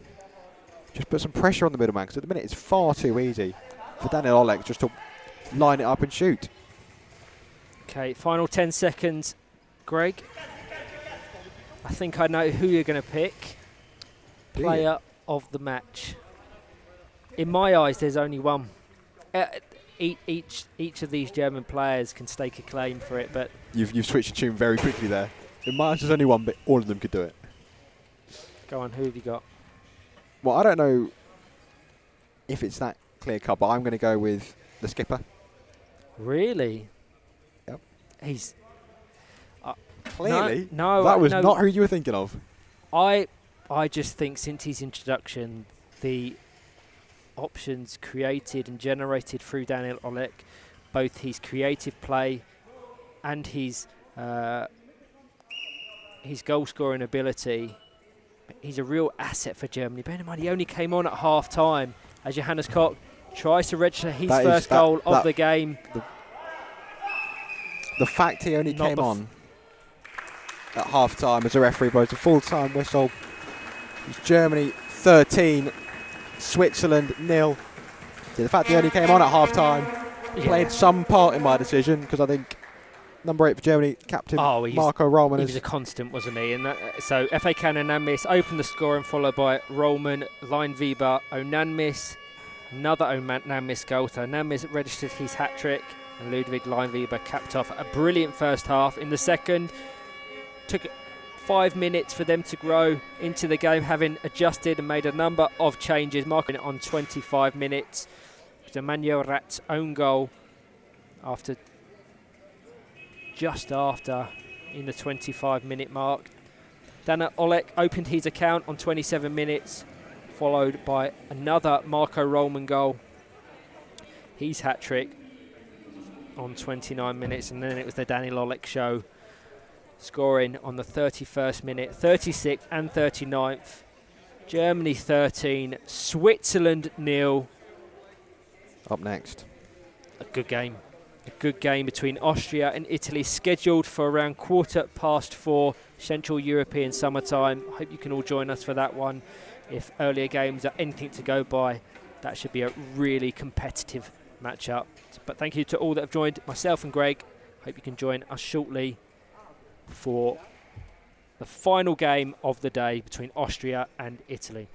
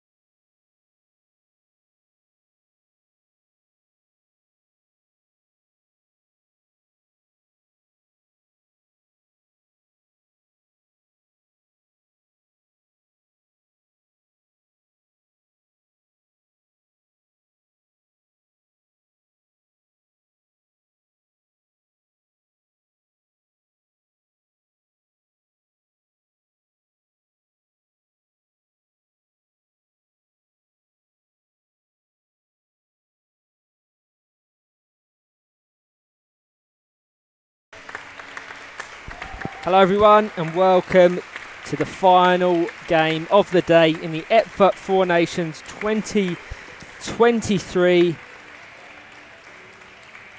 In this game between Austria and Italy, it promises fireworks.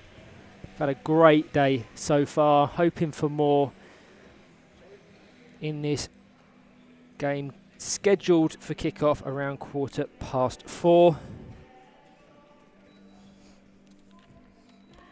Once again joined on commentary by my good friend Greg Baxter. Good afternoon, Ryan. Like you say, this game on paper promises to be very, very good, given what we saw this morning. Oh yeah, especially from Austria. Austria were incredibly impressive. They opened their account of the EPFA Four Nations in a 2-2 draw with Germany. And without context, you wouldn't necessarily know how that game played out. Germany were 2 goals up at the half-time break. Austria bringing it back. Could have almost won in the end. So they'll no doubt be wanting to register their first win of the EPFA Four Nations.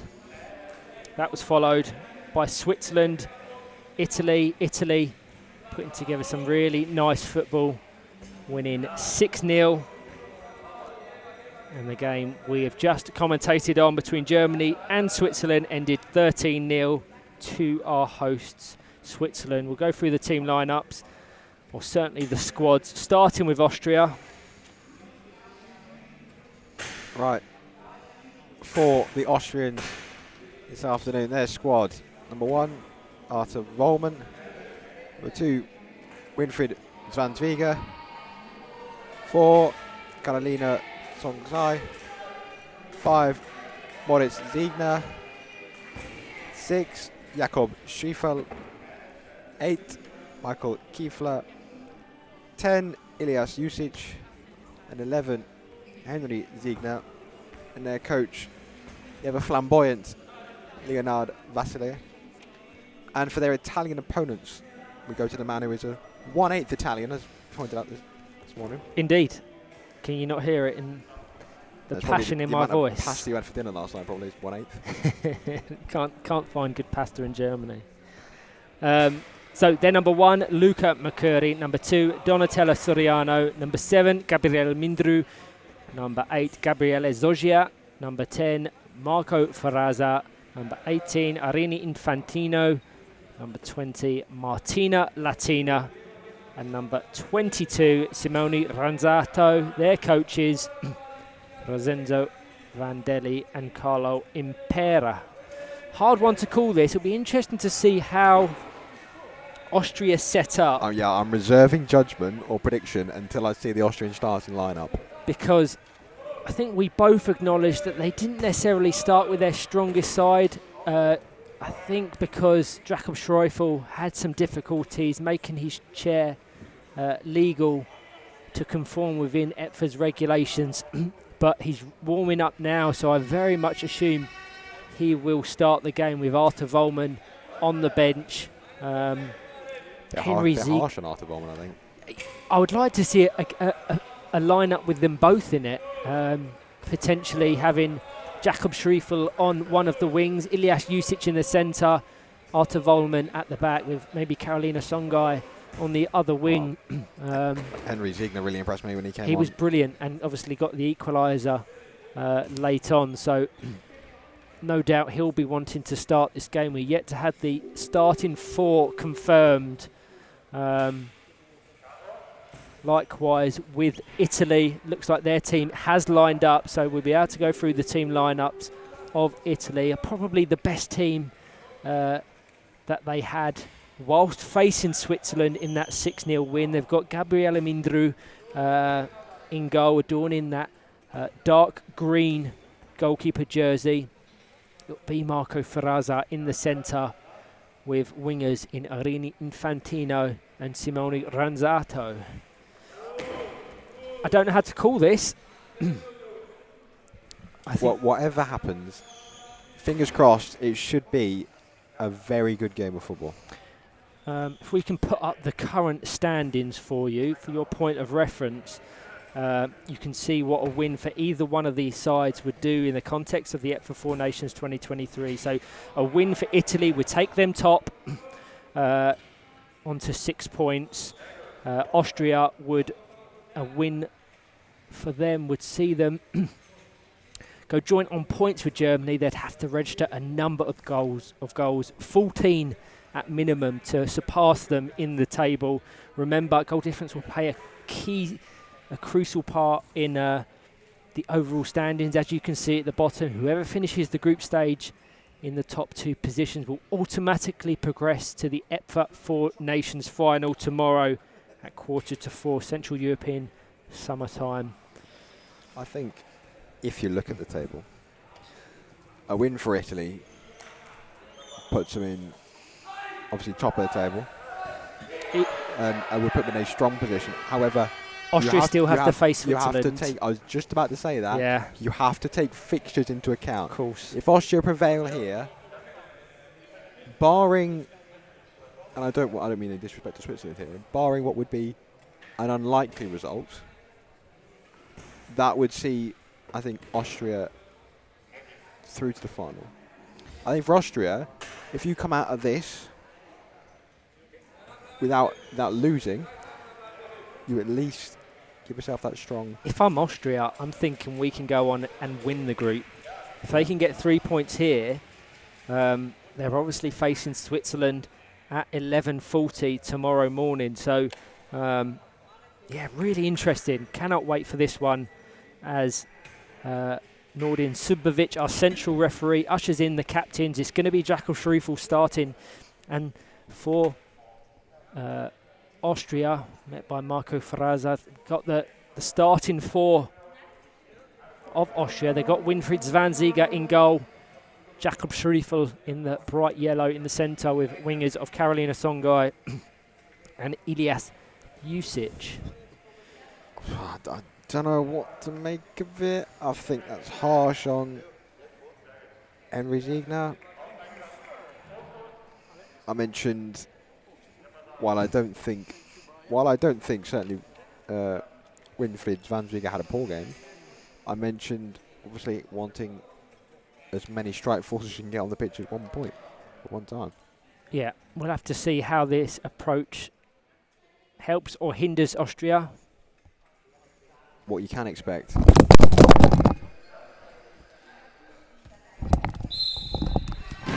So Jakob Schriefel gets things underway for Austria. Immediately to Ilias Jusic, over to Karolina Songai. Simone Ranzato involved immediately in trying to restrict Ilias Jusic from advancing up the court. As you can see here, the Italian support to our left-hand side, absolutely fantastic, as it was earlier today. Karolina Songai, diagonal pass over to Ilias Jusic, cleared by Marco Ferraza. High pace, opening 30 seconds. Ferraza just trying to get past Jakob Schriefel. So what I was going to say before my headset was rudely just yanked off my head by the clumsy Alex Dowding was, you can expect guaranteed atmosphere. Yeah, definitely. It'll be interesting to see the game tomorrow between Italy and Germany. Drums versus soundboard. Marco Ferraza is going to dribble all the way into the Austria box. Just guided to the right-hand side by Jakob Schriefel. Have to adjust their positioning accordingly. Infantino now in the centre for the Azzurri. You could tell he wanted to flick it back. Great work from Jakob Schriefel. Sends it in the path of Ilias Jusic, who is unaware it is coming into his path. Just for reference, the designation and the side of the court is that of the black and yellow hazard tape. Very, very lucky not to be booked for avoiding a 2-on-1 there. Because it wasn't even close. He was miles off the court. 2-on-1, this time awarded in favour of Italy, sorry. The German fans are doing their best to Add atmosphere. Support. It's nice that we've got some sound from the right support hand their neighbours. side. Of course. So, Try and fight off that Italian support. Arini Infantino, she knows how to take a set piece. Fired diagonally towards the left-hand post. Seen out of play by Zvanziger. Brilliant dead ball specialist, Infantino. Ferraza with this one into the side of Jakob Schreifel's chair. Little to separate these sides in the opening 2.5 minutes. Apologies for the time that's being displayed on your streams. We've had just under 3.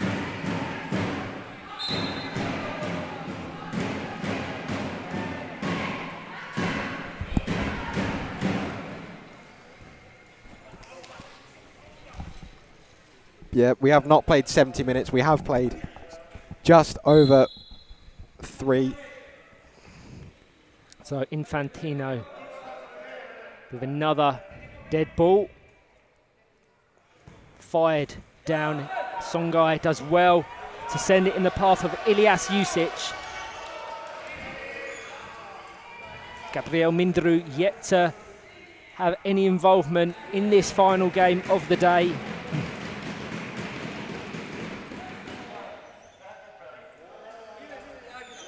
Ferraza down to Ranzato. Well worked by Ilyas Jusic to just let it collide off the side of the number. It's 22 for Italy. Jakob Schriefel is going to take Ilyas Jusic down the left-hand wing. Carolina Songai in the centre. He opts for the latter. He gets the better of Marco Ferraza, met by Gabriel Mindru.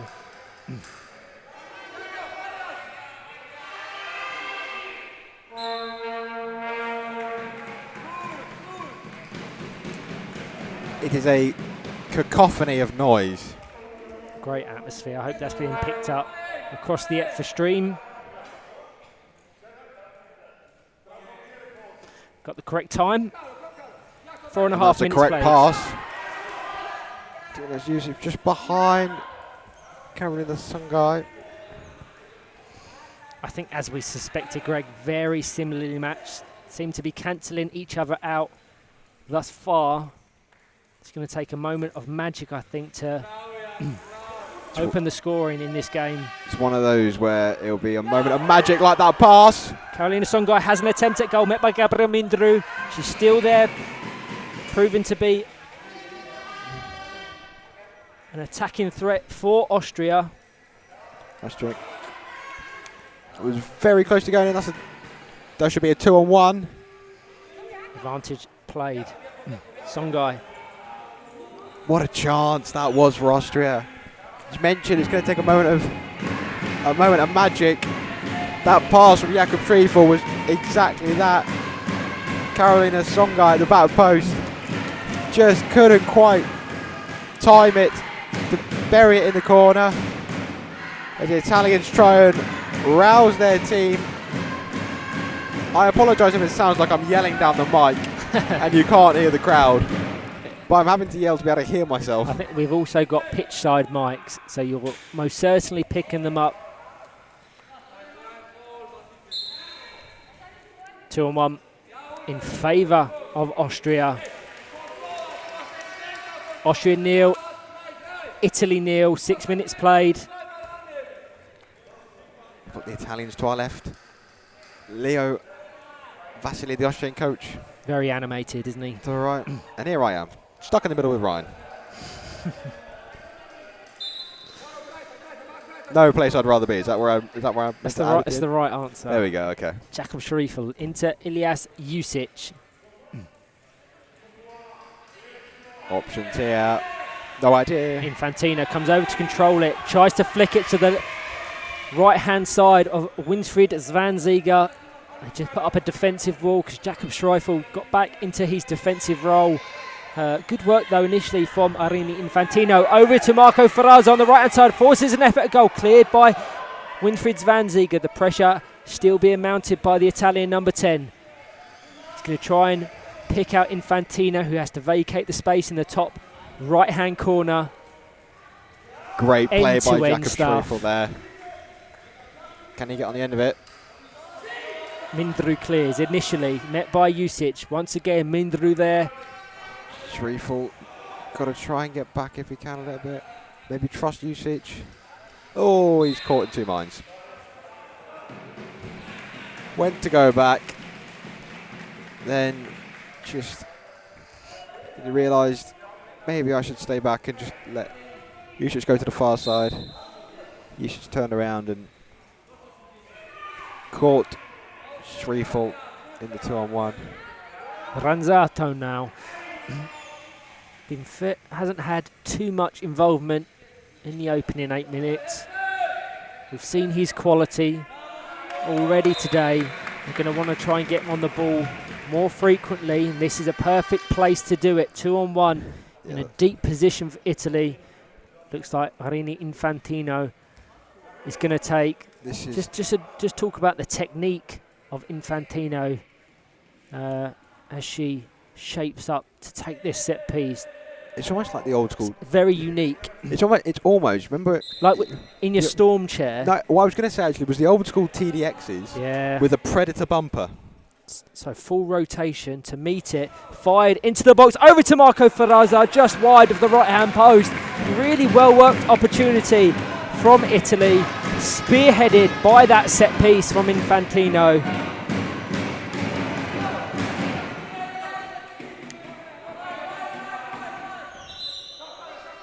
This is one thing I don't like about the Austrians, their goal kicks.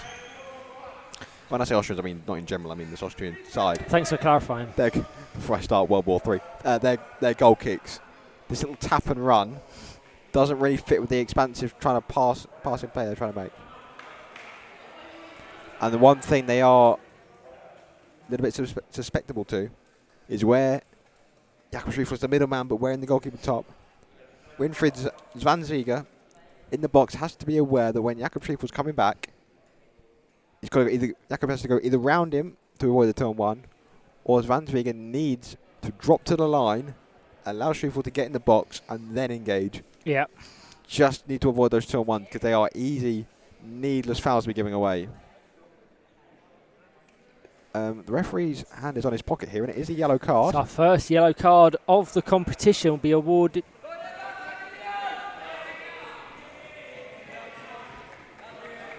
We've just been reliably informed by linesman on this near side, Caroline Bean, that was for unsportsmanlike conduct. So confirmation of that yellow card for number 6, Jakob Schreifel.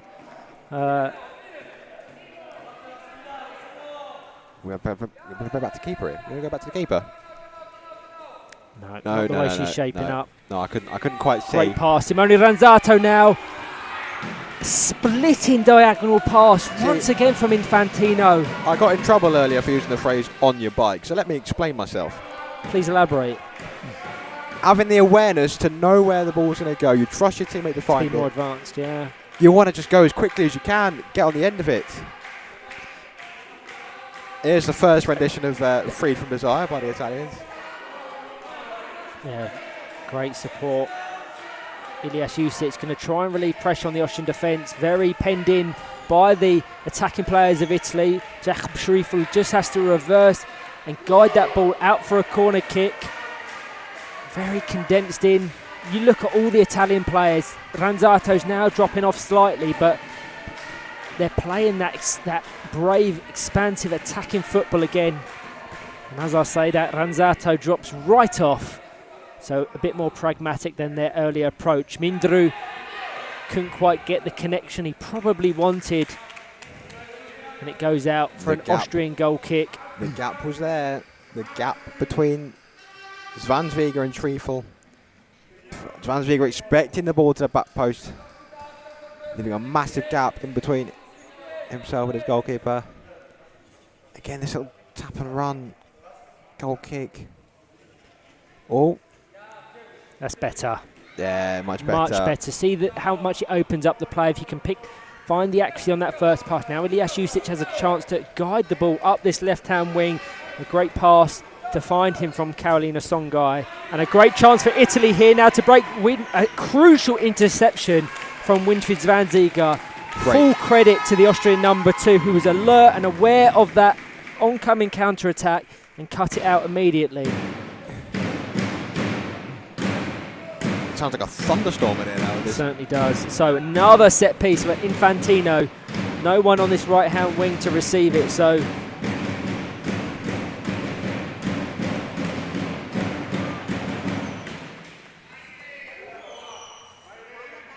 Songai and Infantino battling away on that far-hand side.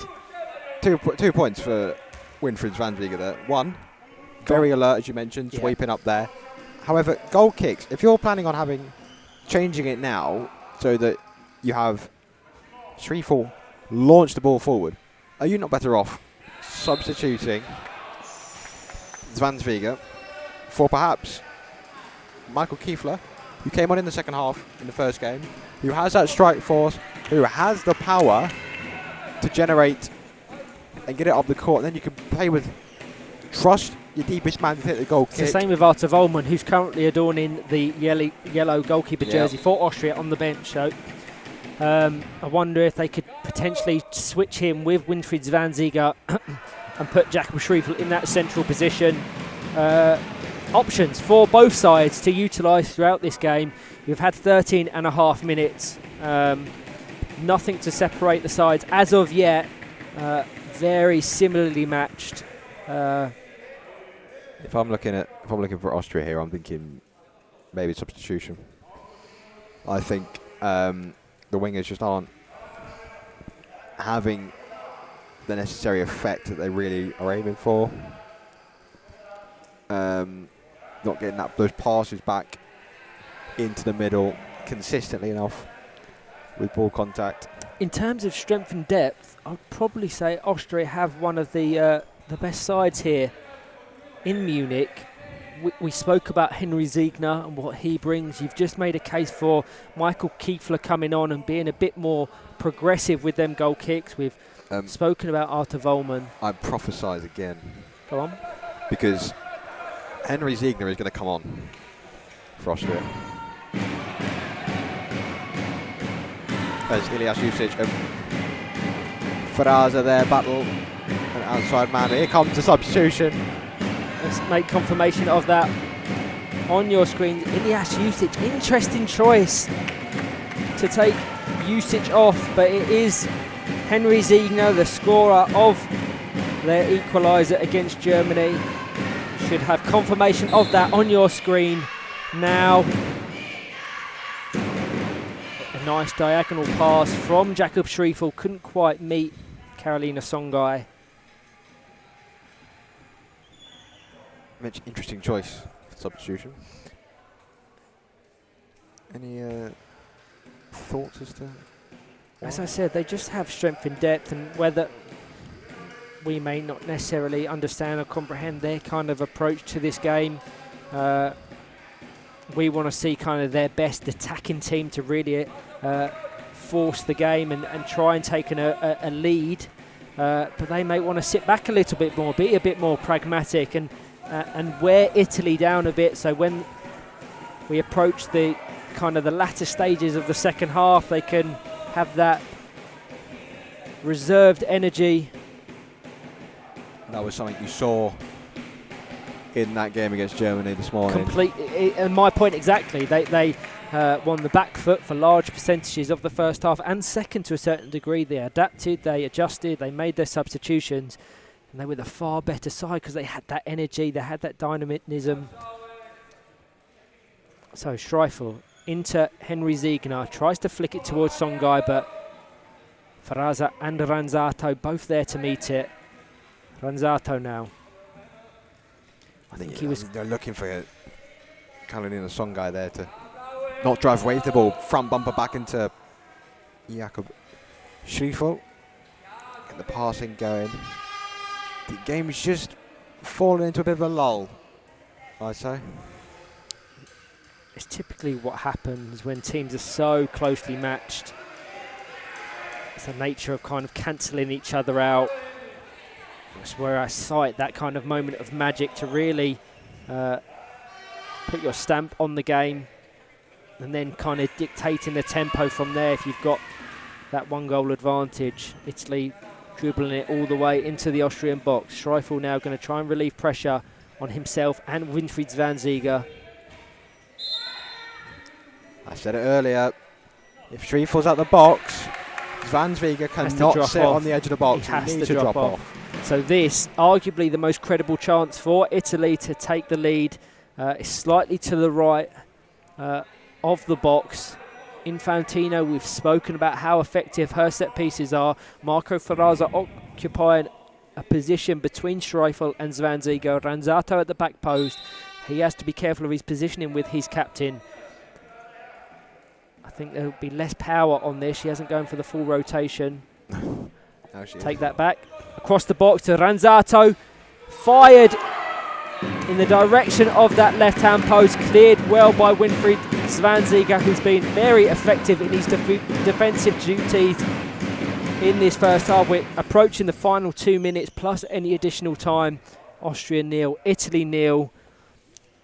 They're just needless free kicks to be given away, those turn ones. Needless. They're just inviting pressure when you're arguably on top of the game. That's that inexperience though, isn't it? And how games like this are so crucial for their wider development and understanding of the game within competitive situations. You can practice it within training, but nothing compares to competitive fixtures. Mindru's done extremely well there. And to get another set piece. Final minute approaching. It's going to be Ferrazza taking this. Infantino now on the right-hand wing. See the space she's got at that far post. If Ferrazza, the captain, can work the ball over to the number 18. They're switching, very interesting, but we know how effective she is at delivering accurate, fast balls, and they're kind of crucial to generating opportunities. If she has the accuracy to complement the power, Ferrazza has a good option to score here. Blocked by Jakob Schreifel. Locked between himself and Ranzato. Contact foul. Another opportunity. Sorry, got to remember, Schreifel is on a yellow card. He is. Now we've got a direct free kick. I want to see Infantino have an attempt at goal. You'd think he's only got one more contact. Maybe as a warning, as a last warning. Direct free kick, and they go with Ferrazza for the first chance. Why? I just think Infantino could If I spoke deliver. Italian, I would ask. Yeah, Mindru flicks off the back of his chair. Winfried Zwanziger trying to dribble out. You can see Jakob Schreifel dropped right off, allowing Zwanziger the space. So why does Schreifel drop off for Zwanziger?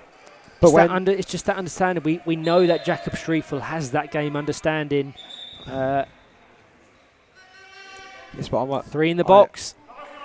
Late pressure for the Azzurri. These are sloppy fouls to be given away by Austria. Really, they're going to want half-time to come fairly sharpishly. What I would say to your point on... Sorry, no, 2 on 1. So just... What I would argue is, yes, Schreifel has a game understanding. But surely, there are players on the bench, like Michael Kiefler. No, I know, and they can make them adjustments. Here we go. Into Mindru, fired nearly between the chairs of Zwanziger and Schreifel. What a brilliant half. I think it started really well. Had a bit of a lull in the middle. It did. Then that last 5 minutes, the Italians really put the pressure on. Austria giving away needless, silly fouls, which didn't allow them to clear. And then that last chance, right at the death, that first half, just trying to split that Austrian defence. Great save from Jakob Schreifel. And then the second save on the rebound to keep it at Austria 0, Italy 0. Ryan, your thoughts on that first half? Yeah, really competitive. Seemed to cancel each other out for large majorities. Italy finishing strong though, and really condensing Austria in. They made a few sloppy mistakes and then 2-1 infringements, contact fouls, and and more. Jakob Schriefel, such a key player in that Austrian side, has to be careful. As you've mentioned, he's on a yellow card, could have easily seen red with that contact foul late in that first half. Definitely his last warning. So, but I was just checking to see the classification status of the Austrian players to see if I could kind of comprehend and understand why they set up how they do. But with Zwanziger being a PF2 and Kiefler and I think Arta Volman both being ones, it kind of be really like to see Volman or Kiefler come on in that goalkeeper role, Schreifel to be that dynamic centre player, Ziegner and Songai on the wings.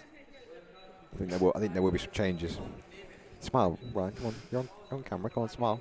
There will be some changes from Austrians, but we will wait to see what happens in the second half. Yeah, completely. I don't think Italy will change. They were in the ascendancy in the latter stages. They'll want to start as they left off.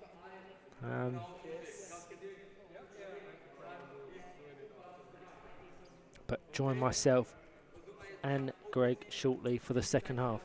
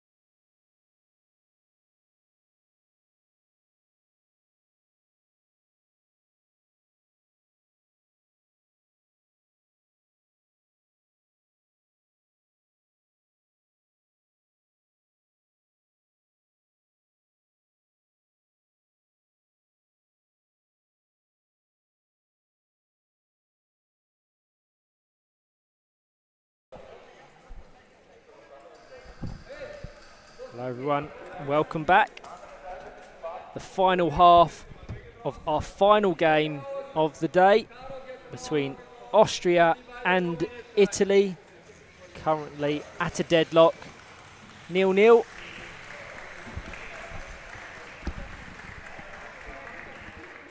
I think, as I suspected, Italy unchanged from that finished the first half.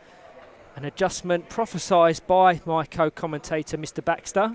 This is what I wanted to see.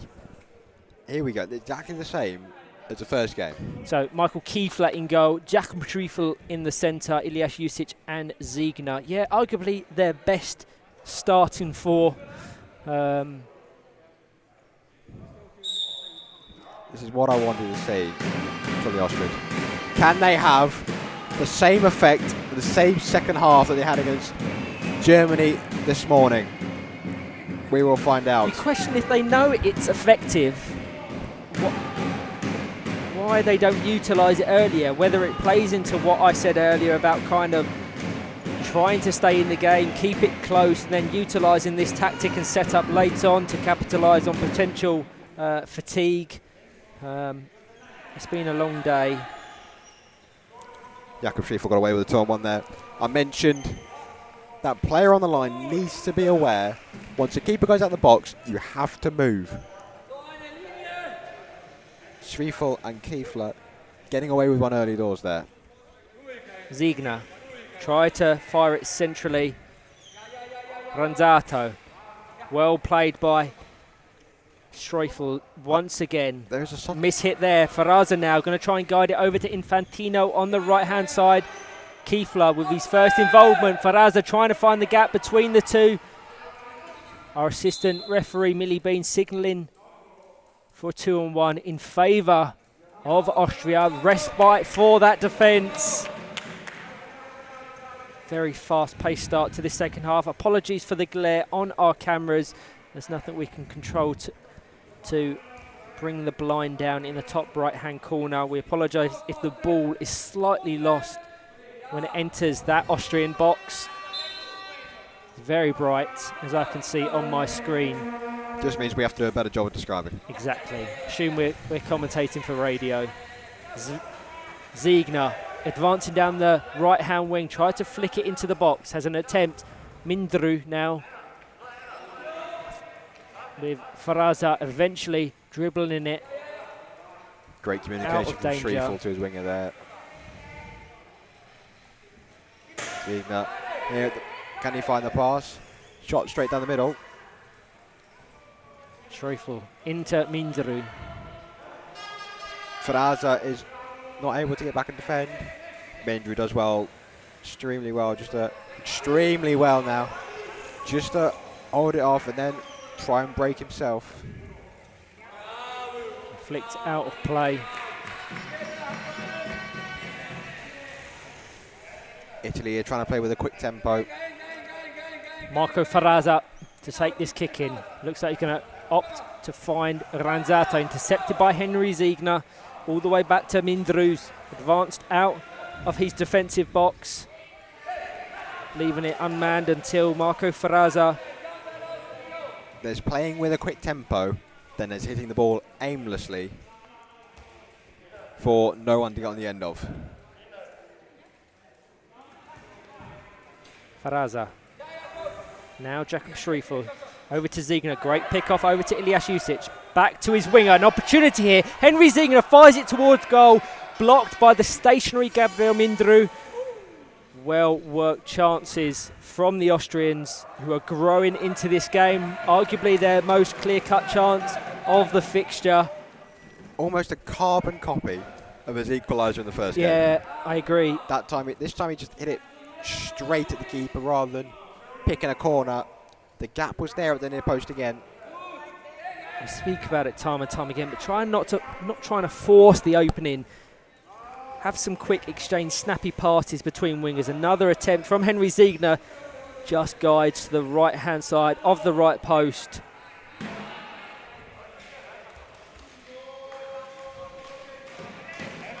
We saw this in that first game. Austria come out in the second half. What a brilliant pass down the left-hand wing, just to relieve the pressure. No one there to receive it, but it's gone from one end of the court to the other.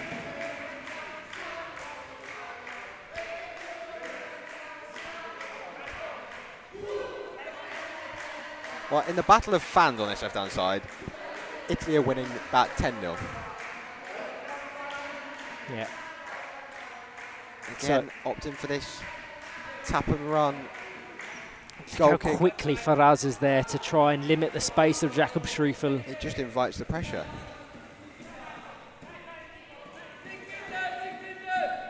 Very animated as always. Leo Vasili to our right.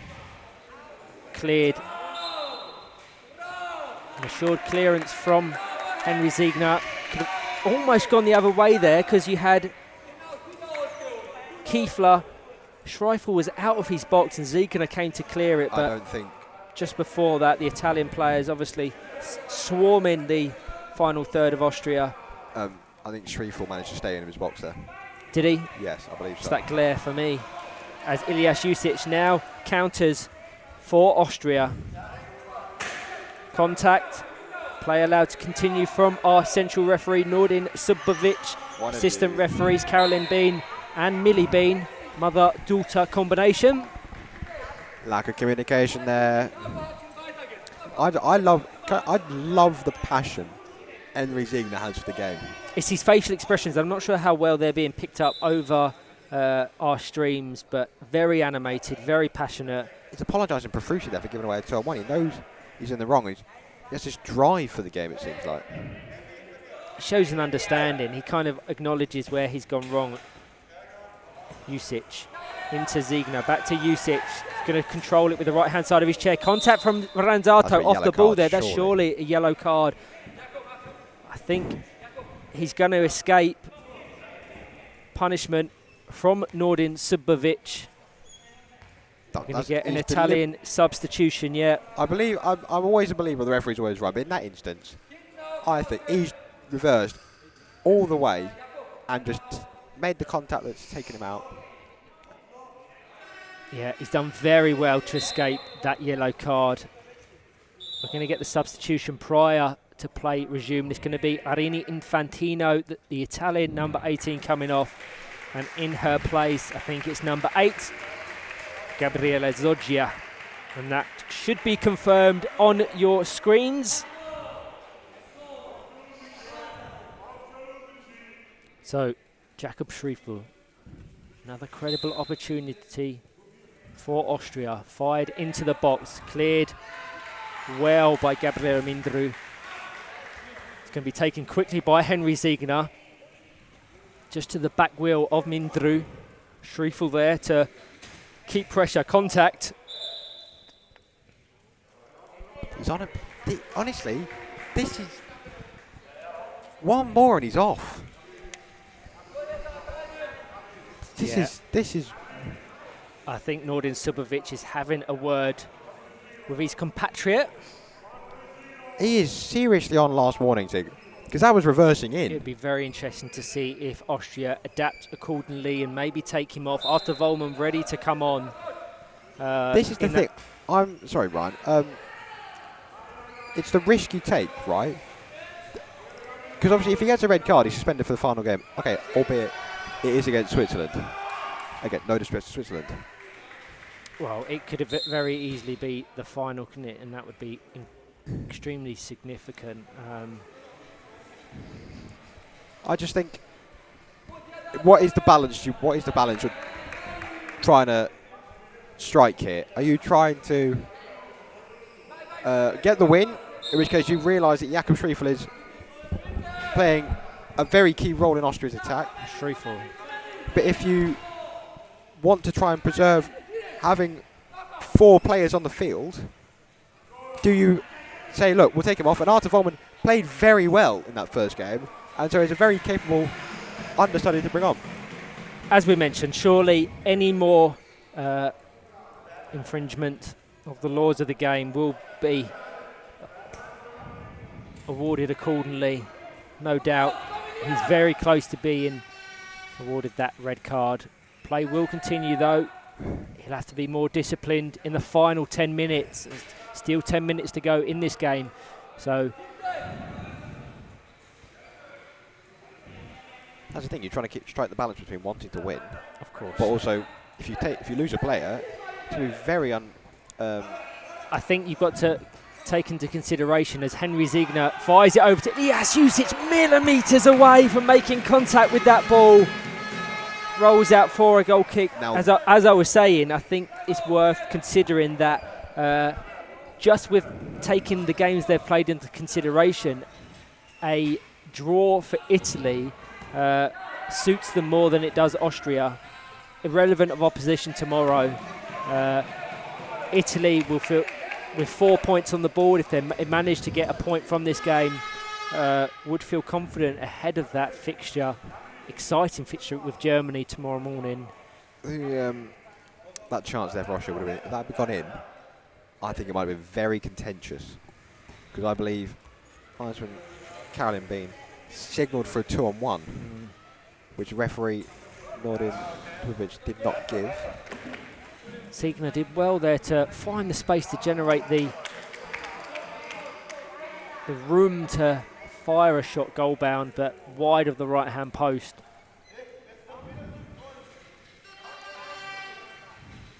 Gabriele Mindru to take the goal kick into Faraza, met by Jakob Schriefel. Zoggia hasn't had much involvement since his recent introduction as Faraza tries to advance into... Very brave spinning there when you're on a yellow card on last morning.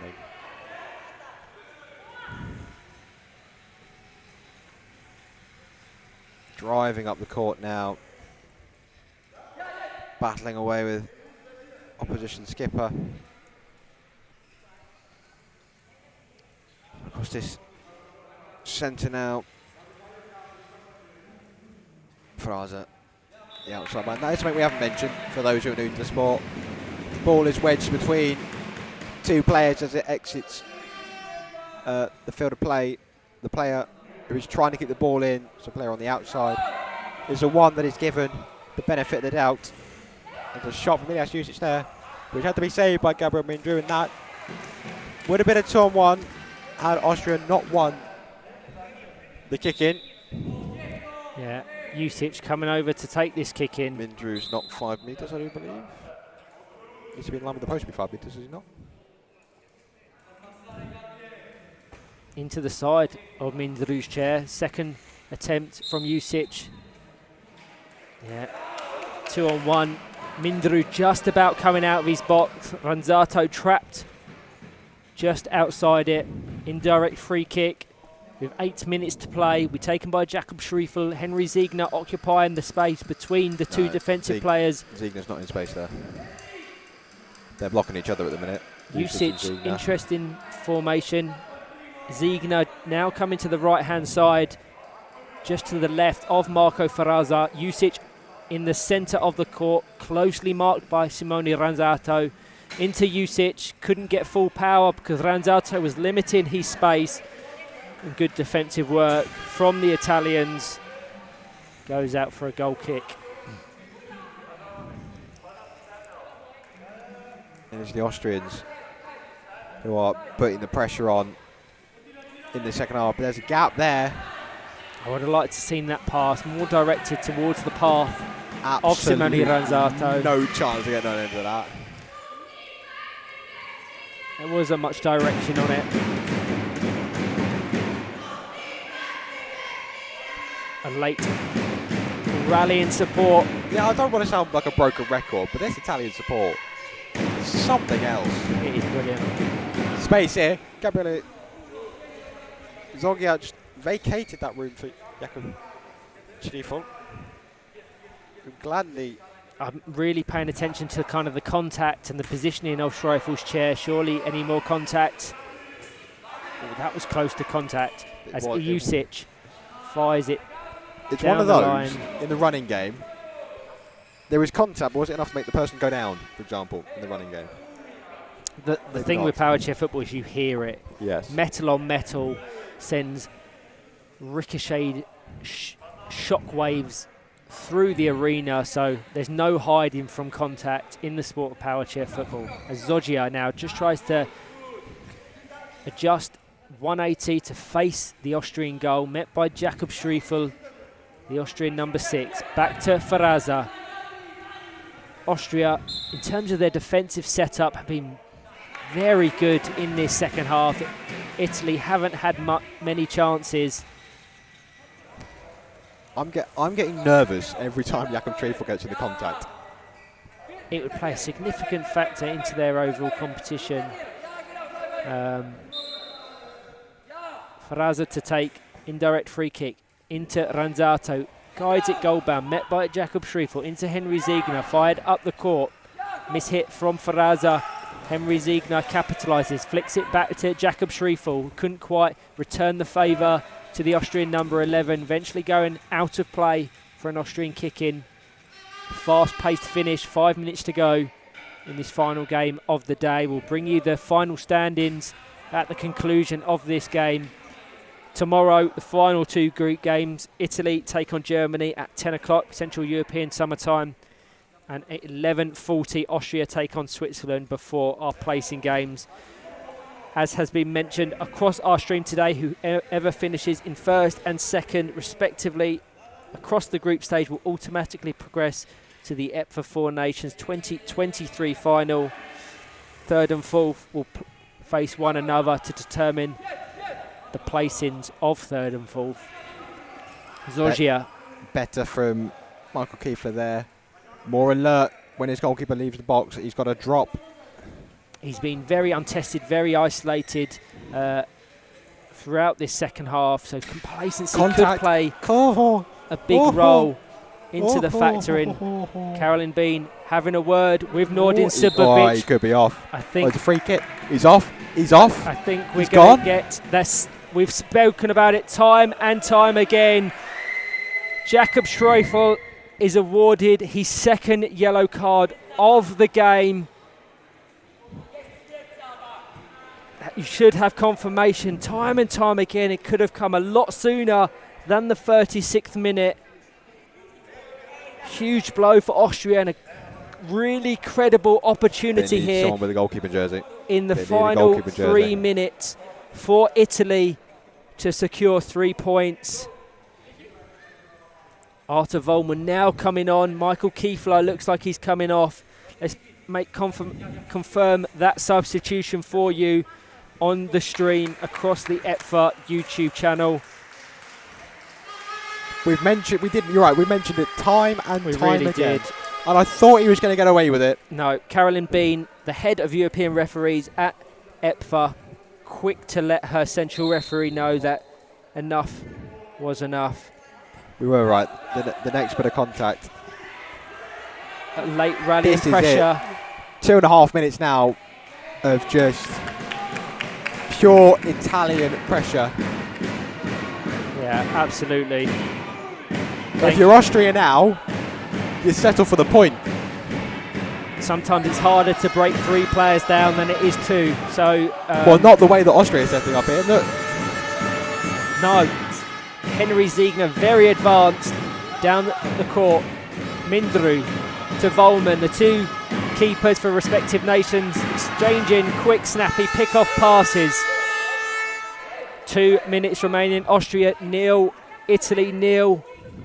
Austria down to 3 players following that recent red card for Jakob Schreifel. Marco Ferraza to take this kick in on the far right-hand side. Fired centrally, a lot of pace, goes all the way to Artur Volman in the Austria goal. Henry Ziegler needs to go back to goal. Just go back to the line. Don't turn around and keep his head. I think it's that unfamiliarity in that role. He plays a very attacking, advanced role, typically for the Austrian national side. This is the thing now. They're going to have a man open. Who do you mark? Yeah, very interesting. Ferraza readying himself to take. Mindru very advanced on the left-hand side. He has an attempt at goal just wide of the left-hand post. Arguably Italy's most credible opportunity in this game, if not then when they have 1 minute remaining to try and get the winner. Miss hit from Artur Volman. Ferraza there to sweep up immediately. Almost another 2-on-1 awarded in favour of Italy. Oh, there's no one back. Ranzato, miss hit. Late 2-on-1. This time in favour of Austria. They're going to get that respite. Very intense, exciting end to day 1 of the EPFA 4 Nations 2023. If I'm an Austrian coach, I'm just telling them to relax. Look how open they are. The keeper's taking the free kicks. Volman. On one hand, you kind of rate the attacking play, but this is leaving them very exposed at the back. Ranzato with possession. 2-on-1 awarded in favour of Italy. We've had the regulation 20, so now into any additional time. Our referee Nordin Subovic has accrued across this second half. Surely that red card is going to play and add a few seconds at least for the red card. Marco Ferraza readying himself to shake. Ranzato well marked by Ilyas Jusic. Mindru marked by Ziegner. So condensed, and a chance. Couldn't quite get the angle on his chair to guide it goal bound. Goal kick. This will eat away a few precious seconds. Leo Vasili pointing at his Is that watch. German for breathe or relax? You can surely hear Leo Vasili so animated on the sidelines, and That will conclude the game. Austria 0, Italy 0. I said it would be a fantastic game. Action-packed from start to finish. They share the spoils. Ziegler looks like he's just lost the final. Incredibly intense, especially considering the red card. Full credit to both nations. We'll bring you up the live standings in just a second and see how that result affects the overall competition. To catch my breath after that. Yeah, really good, really good. So that concludes the first day of the EPFA 4 Nations. We started with a 2-2 draw, Germany versus Austria, followed by a 6-0 victory for Italy over Switzerland, and Germany beating Switzerland 13-0 after that. This one, 0-0 it finished. It doesn't do it justice, no, that it doesn't scoreline. At all. In any way, shape or form. Player of the match, right? Wow.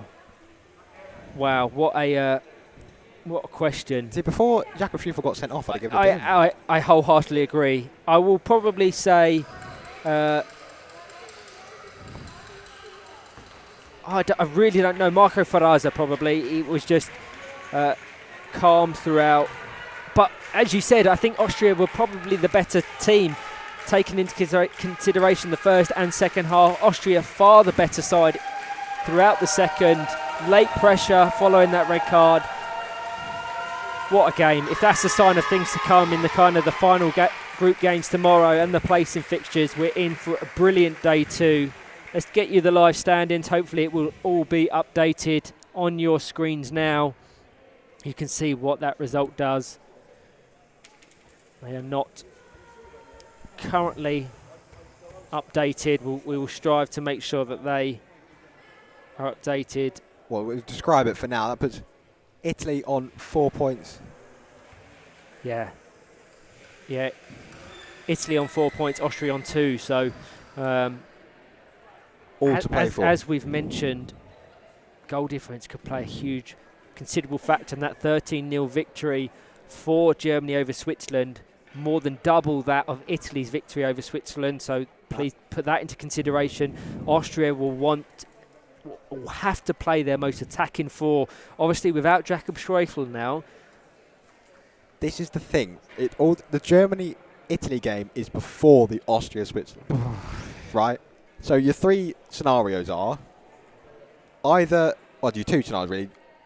If there's a winner in the game, Austria then simply need a win against Switzerland to qualify for the final. Yeah. If the Germany-Italy game is a draw, then Austria will need to score a certain amount of goals to overtake. It would be Italy, I believe. Yeah. They would need to score 7 against Switzerland to overtake Italy and play Germany in the final. But that is all speculative and tomorrow. For today, it was a brilliant day of action, a brilliant advert for Power Chair football in the central region. This being the first tournament in the central region. As I mentioned at the start of the day, I think it's worth considering that all 4 of these nations are in their relative infancy in terms of their wider Power Chair or international journeys. This being only the second competition of Switzerland, Germany and Italy, and we're seeing how well they're competing, the quality on show.